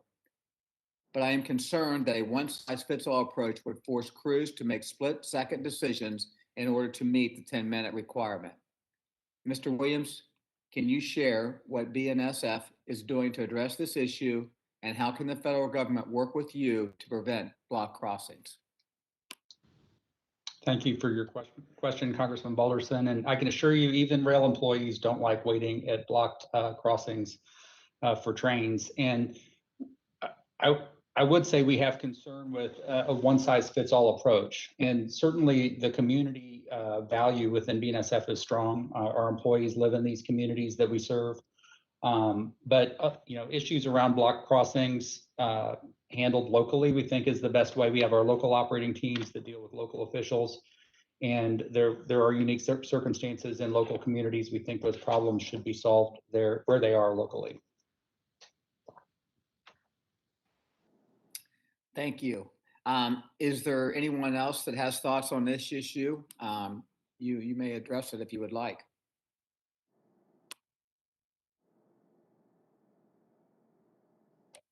Okay, seeing none, Madam Chair, I yield back my remaining time. Thank you very much. Thank you. And we're going to go back to Ms. Napolitano to see if she's available. Can you hear me? We can. Please go ahead. Hello? All right. Thank you very much. I wanted to talk about Alameda Corridor East, which is the transit for railroads out of the LA port in Long Beach in Southern California. And they can also be a burden to my communities because it goes through all my communities. Many streets, routes to school, yards of residence, within the yards of many residences and businesses. And they create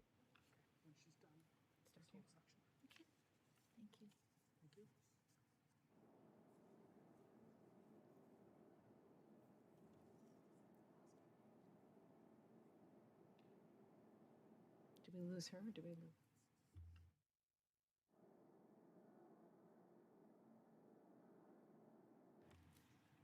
congestion, the rail path. Hello? We can hear you now. The impacts, mitigating the impacts by supporting grade separation projects, rail safety projects, including the employee reduction, and environmental improvement projects, to any of you.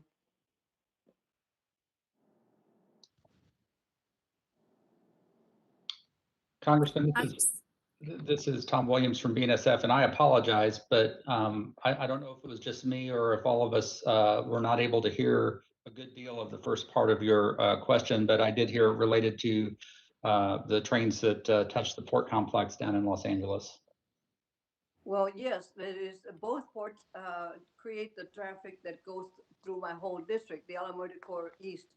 And it does cause a lot of problems because it traverses through many of the cities that I represent. And there's congestion, there's idling for the cars, and it creates pollution. And there's safety issues with first responders not being able to get through. And now with the longer trains that are being proposed to go into Long Beach from either Texas or some other areas, it is important that we recognize that there has to be a solution for the communities, not just for the railroad and not just for the industries. Recognize that, and thank you for this question, and agree that it is a very important issue. I know the Alameda Corridor did address several grade separations, and that was a good example of a public-private partnership that helped support more efficient rail growth and helped take a lot of trucks off of the highway. We're very motivated to continuing to grow our on-dock rail presence, which will further hopefully reduce trucks that are on the highways in Southern California. And certainly, grade separation efforts are important to keep the trains moving and have less disruption to the commuter traffic flows as well. But should some of the funding be directed to ameliorating these problems? Funding in terms of grade separation? And not only grade separations, the railroad safety and environmental projects. Yeah, I mean, I do think grade separation efforts are a good opportunity for public-private partnerships and with the local communities. What is the normal length of a train anymore? Because I remember the 1.5-mile train that came to my area a long time ago, probably about 6 years ago. and it came out of Texas to our ports in Long Beach and LA. And a mile and a half was enough to put a lot of concern in my residents and in my cities. What is the normal length of those trains now? Well, the normal length is certainly on our system less than a mile and a half long. And I do want to assure you that we would never operate a train that wasn't safe. But longer train initiatives are an important part of our efficiency initiatives to stay competitive in this competitive freight transportation marketplace. And as we run longer trains, we also run fewer trains for the same amount of volume. Yes, but what length of train is the maximum that you run? Well, today, trains can run well in excess of a mile and a half long on occasion. But the average length in terms of our system is less than a mile and a half long. Okay, and then some of the farmers in my area are saying that they're being denied access to exporting goods because of whether it's capacity or whether it's, I don't know what the reason is. Would you be able to address that? Yeah, so I addressed this and touched on this with an earlier question, but we certainly work with the shipping lines to move whatever they tender to us. We're not container owners on the railroad. We work with carriers both on the international and domestic side. And we're eager to move the volume that is tendered to us. That's fine. Thank you, Mr. Chair. I yield back. Thank you. Are there any further questions from members of the subcommittee? Seeing none, I would like to thank each of the witnesses for your testimony today. Your comments have been very informative and helpful. I ask unanimous consent that the record of today's hearing remain open until such time as our witnesses have provided answers to any questions that may be submitted to them in writing. I also ask unanimous consent that the record remain open for 15 days for any additional comments and information submitted by members or witnesses to be included in the record of today's hearing. Without objections, so ordered, the committee stands adjourned. Thank you. Thank you.